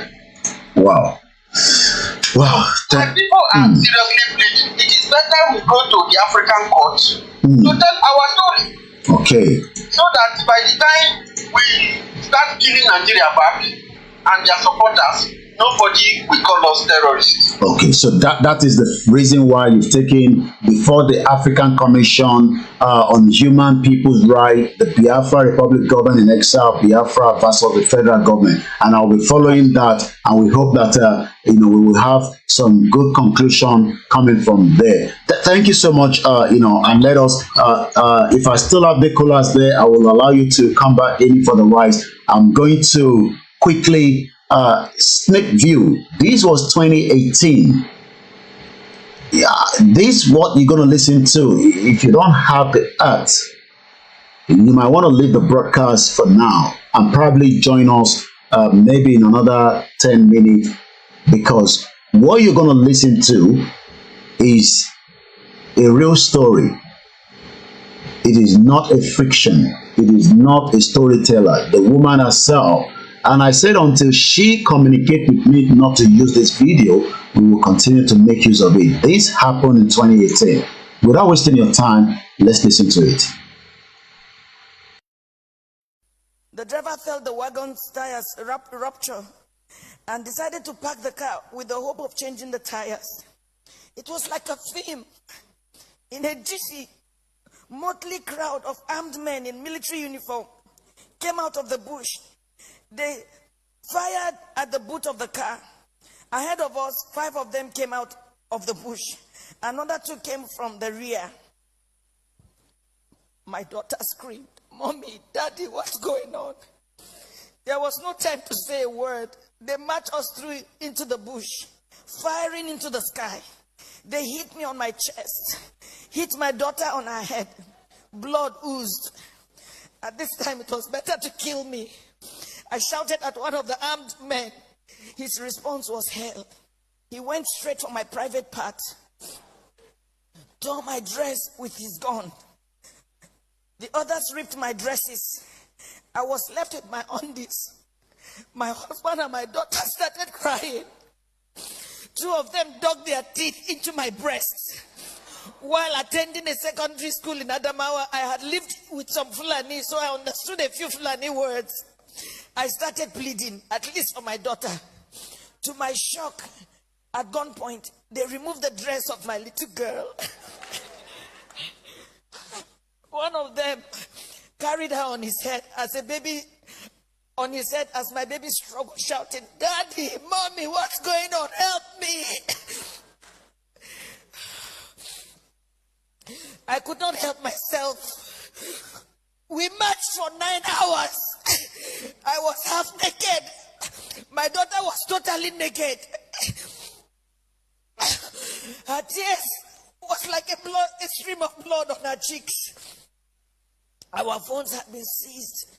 We ended up in an ungoverned region in the thick of the forest. We met a well-organized group. There were some kidnapped victims. I saw 2 women, 2 ladies and 3 men. There were some people with their legs chained to trees. They were as if half dead. We were separated. I was separated from my husband. My daughter was taken away. I only heard her screaming intermittently. I did not know what they were doing to her. These men, now about 2 dozen, had a full kitchen. They had a huge camp and a traditional medical team. How can they say they don't know where these people are? How can they say that? But the camps appeared isolated from each other. We heard noises afar, indicating it might be nuclear settlements of camps. Right in my presence, I saw them pack the remains of a woman. They took her and buried her a few meters away from us. She had tribal marks. I cannot describe the agony of 6 days in captivity in this little piece. I cannot talk about how they asked my husband to choose between myself being raped or his daughter being raped. My husband broke down in uncontrollable tears. One of them hit him saying, Yoruba bastard, you they cry, idiot. They now gave him an option that he should be raped by one homosexual among them. My husband, a devout Muslim. My husband is a devout Muslim. He told them that homosexual and rape of any kind was against Islam. They hit him with a butt of AK-47. What do you know about Islam? You can imagine, you are being asked to choose between being raped by a homosexual, your daughter just 9 years old, or your wife being raped. They gave the fourth option. If you fail to choose one, we would rape your daughter, rape you, the man, and rape me, the wife. I made myself the sacrificial lamb. My husband begged, saying they should name any price. One of them asked him to bend down. 3 beastly criminals sat on his back, jumping until he was too weak to stand.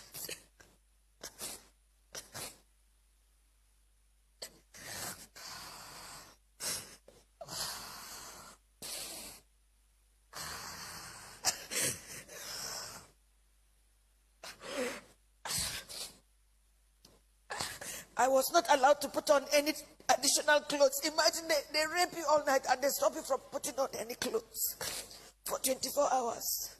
The rain fell once. I became a relic at a sexual museum for the armed men who in turn addressed me and asked questions about my financial standing. New Fulani men joined the camp. They organized military training for the new Fulani men that came, teaching them how to shoot and walk through circles of glowing fire. They were not released until after 6 days. We were not released until after 6 days. We had to walk the same zigzag journey back to the main road, our eyes blindfolded. During the negotiation to pay, they said the money was not for them alone, that they had to settle those who sent them. For me, I see a thriving organized crime supported by powerful political interests. Now, I do not think we were released to freedom after paying a whopping 8 million naira. I do not think we can ever be free. We can never be free from the anguish, the psychological trauma, the nightmares we suffered, the occasional fits of my daughter, her waking up at night behaving strangely, her asking the same question over and over, Mommy, Mommy, why? Why? And I do not have an answer. In my life, I have never passed through a torture chamber like this. I do not think any society should let this happen. I do not know the fate of those we met and about 7 other people brought during the 6 days we were in captivity. What I saw was a nation that has collapsed, but pretends she lives. A people on life support. Crime is not restricted to Fulani people alone. We have Yoruba criminals, but I don't think Yoruba criminals are this beastly. These elements are savages. I can't imagine Yoruba thieves going to Sokoto or Meduguri to kidnap Fulani people and keep them in their own bushes. It gives me mental torture that this is happening, and some people are even trying to justify or look for excuses. Well, as a devout Muslim,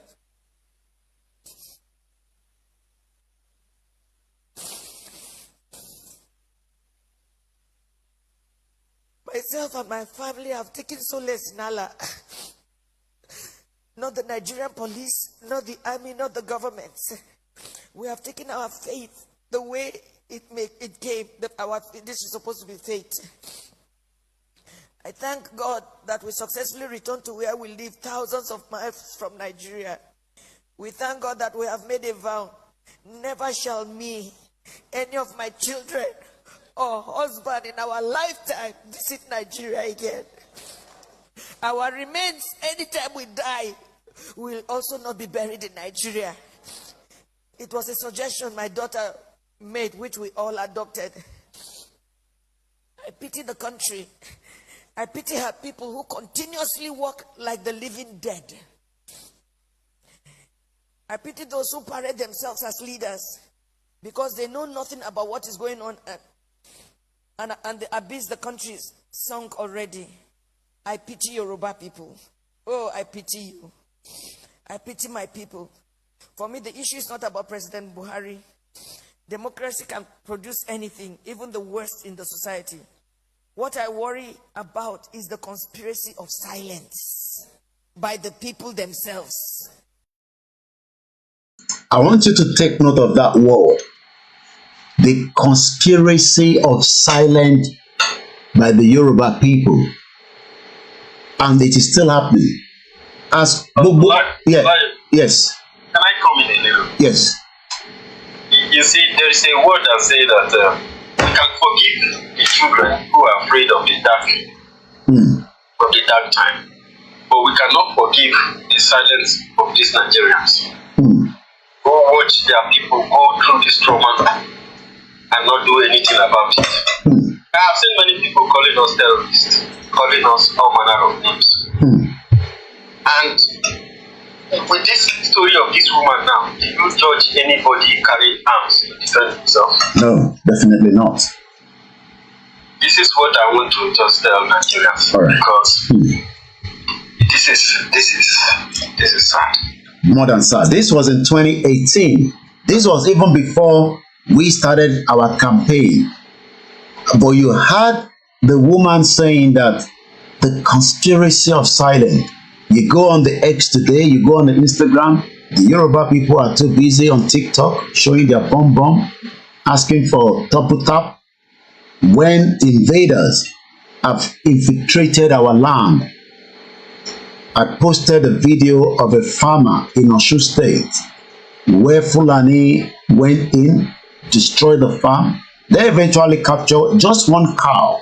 Rather than the police to go after the invaders, I can tell you that 4 of the staff of this man are still being held in the custody of the police, including the farm manager.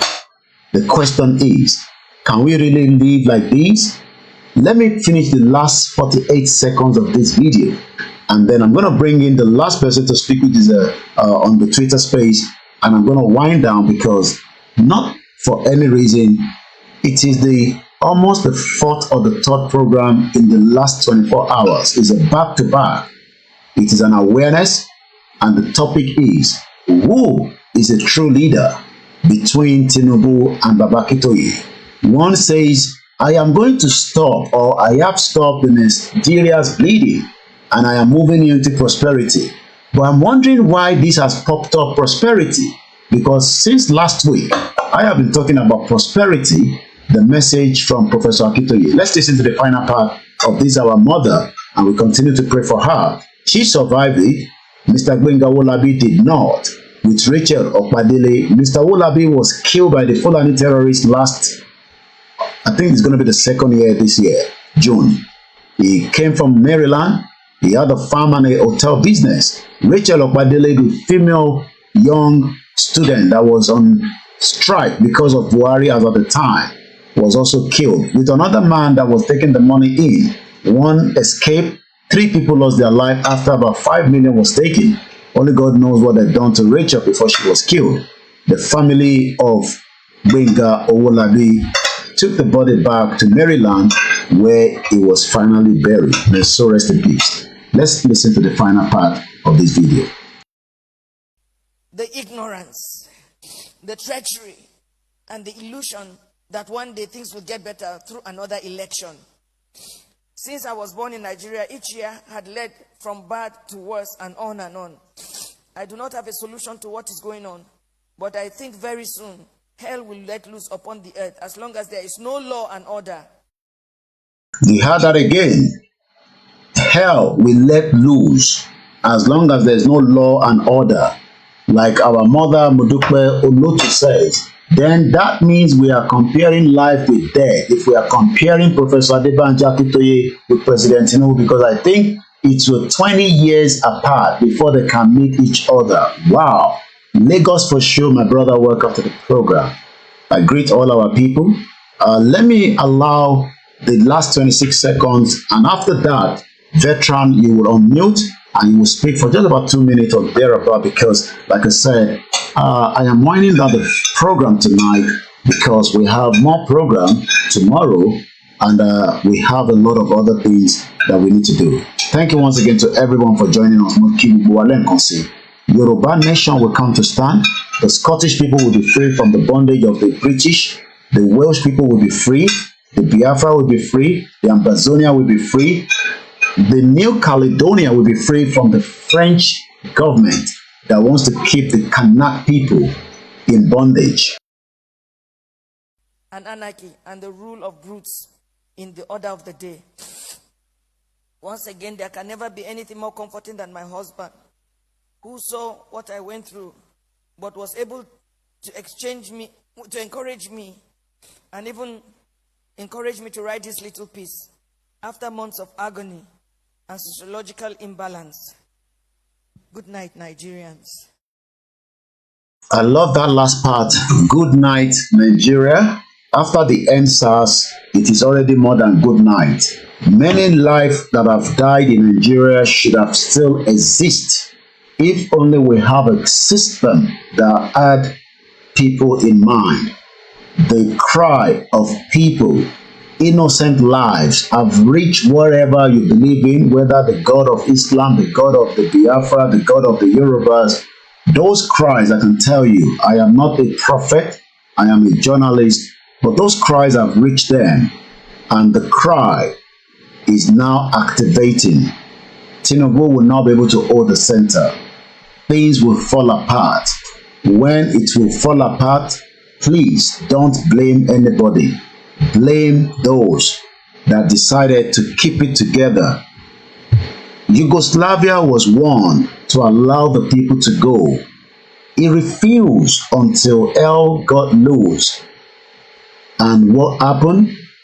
We saw the end of Yugoslavia. Nigeria, the end is coming. I know you don't want to hear that. You are listening to me as a Nigerian. You are very adamant. Your ears are blocked. You are a diaspora. You are in Nigeria. You think that we are joking. There is no joke in it. It is just the fact that the system that created Nigeria itself knows that it will collapse. And that is why they want to even now change the national anthem. Out of all the problems in Nigeria today, they are more concerned about the national anthem. Veteran, go ahead. In 2 minutes, let's get your views on the topic tonight.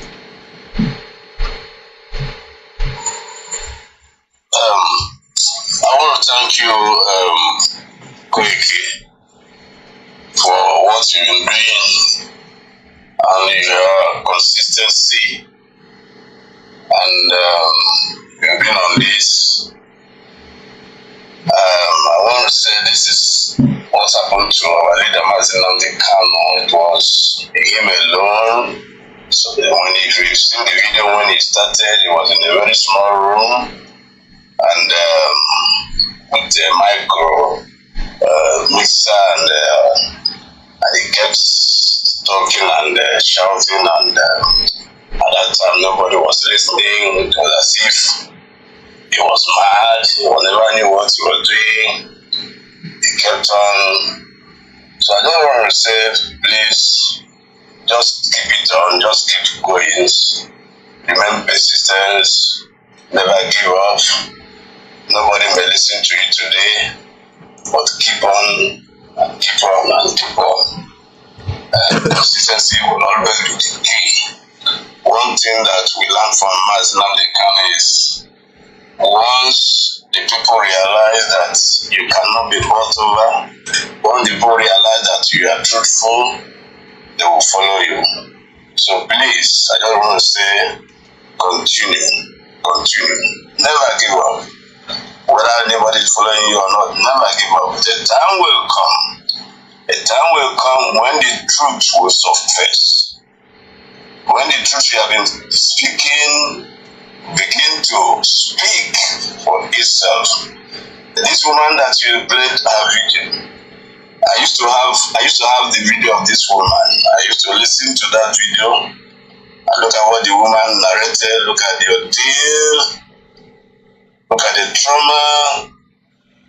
And this is what's just a single family. But I can assure you that a lot of families, communities, the whole communities have been going through what this family passed through. And some of them are even killed, dismembered. You see, we are dealing with a kind of barbarians that are not supposed to be on the planet Earth on 21st century. This is the kind of people we are dealing with, I must confess. And the woman said, he's worried about the conspiracy of the people themselves. The conspiracy of the people themselves. You see, it's very sad. It's very, very sad that with all the killings, everything going on in this zoological republic, people behave as if nothing is going on, as if nothing is happening, as if all is well. Your topic, I don't need to, there's no basis for comparison between the drug baron, the drug dealer, the certificate forger, and Akintoye. No, there's no basis for comparison, you see. One is a devil and one is a God. It's God in the small g. So no, I don't need to talk about them because there must be a basis for me to compare one with the other before I begin to. So this is like light and darkness. So there's no point comparing light and darkness. So it's very clear. So those of them who are still believing in Nigeria, well, I wish them good luck. I wish them bad luck because I can't wish them good luck, but there's no good luck to wish anybody that's still talking of Nigeria. So, and anybody that's saying that we should not take up arms, I am sorry. We are still looking for more sophisticated arms. We are going all ahead. See, what we have just done with Badu is just, we want to, like we said, it's going to be a multi-dimensional approach. So, while we are indeed, because we cannot be talking about freedom and then we allow ourselves to be killed. It's impossible. We cannot be talking about setting ourselves free or getting our independence and then we allow it. It's not possible. We can't be afford our hand to be killed. No. It's not possible. So while we are that measure have been taken and they were looking forward to whatever they will do, whether they will respond or not, we're not bothered. But at least we have done what we should do. Seeking for peace. Seeking for peace. We've done what we should do. And that's what every civilized government should respond to. But whether they do that or not, one thing we said, we cannot fold our hands and be killed and be slaughtered and be treated the way this family was treated. No. We say no. So we Biafrans, we have made up our mind.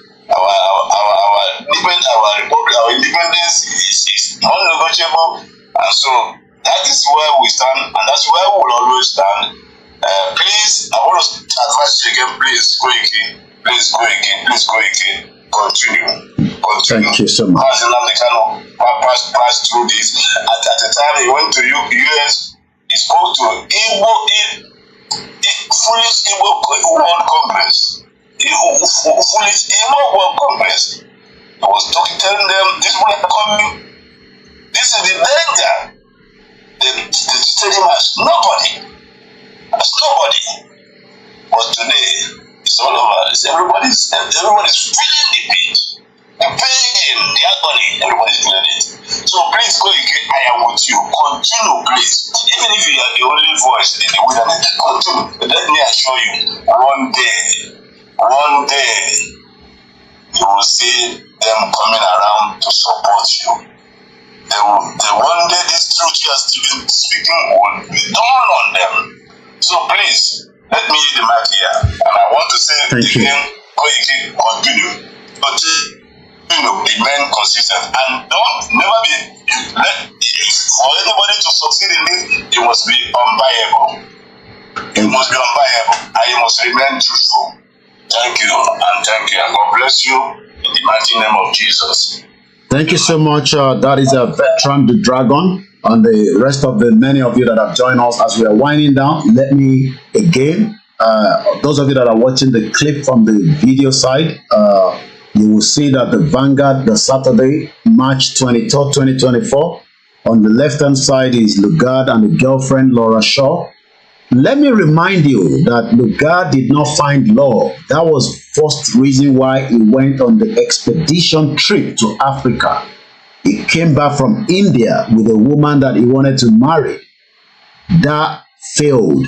That kept him in a bitterness, and he left UK, and until he was facilitated and brought into what is now known as Nigeria. But the headline of the Saturday Vanguard, untold story, the fears, the poisons, killing fields, 6,931 people have been killed under President Bola Ahmed Tinubu in 10 months. By the time we had another 2 months, we give maybe 10,000 thereabout Nigerians. That is what they are saying, but we know that you multiply that as usual with 3, or probably maybe a little bit more.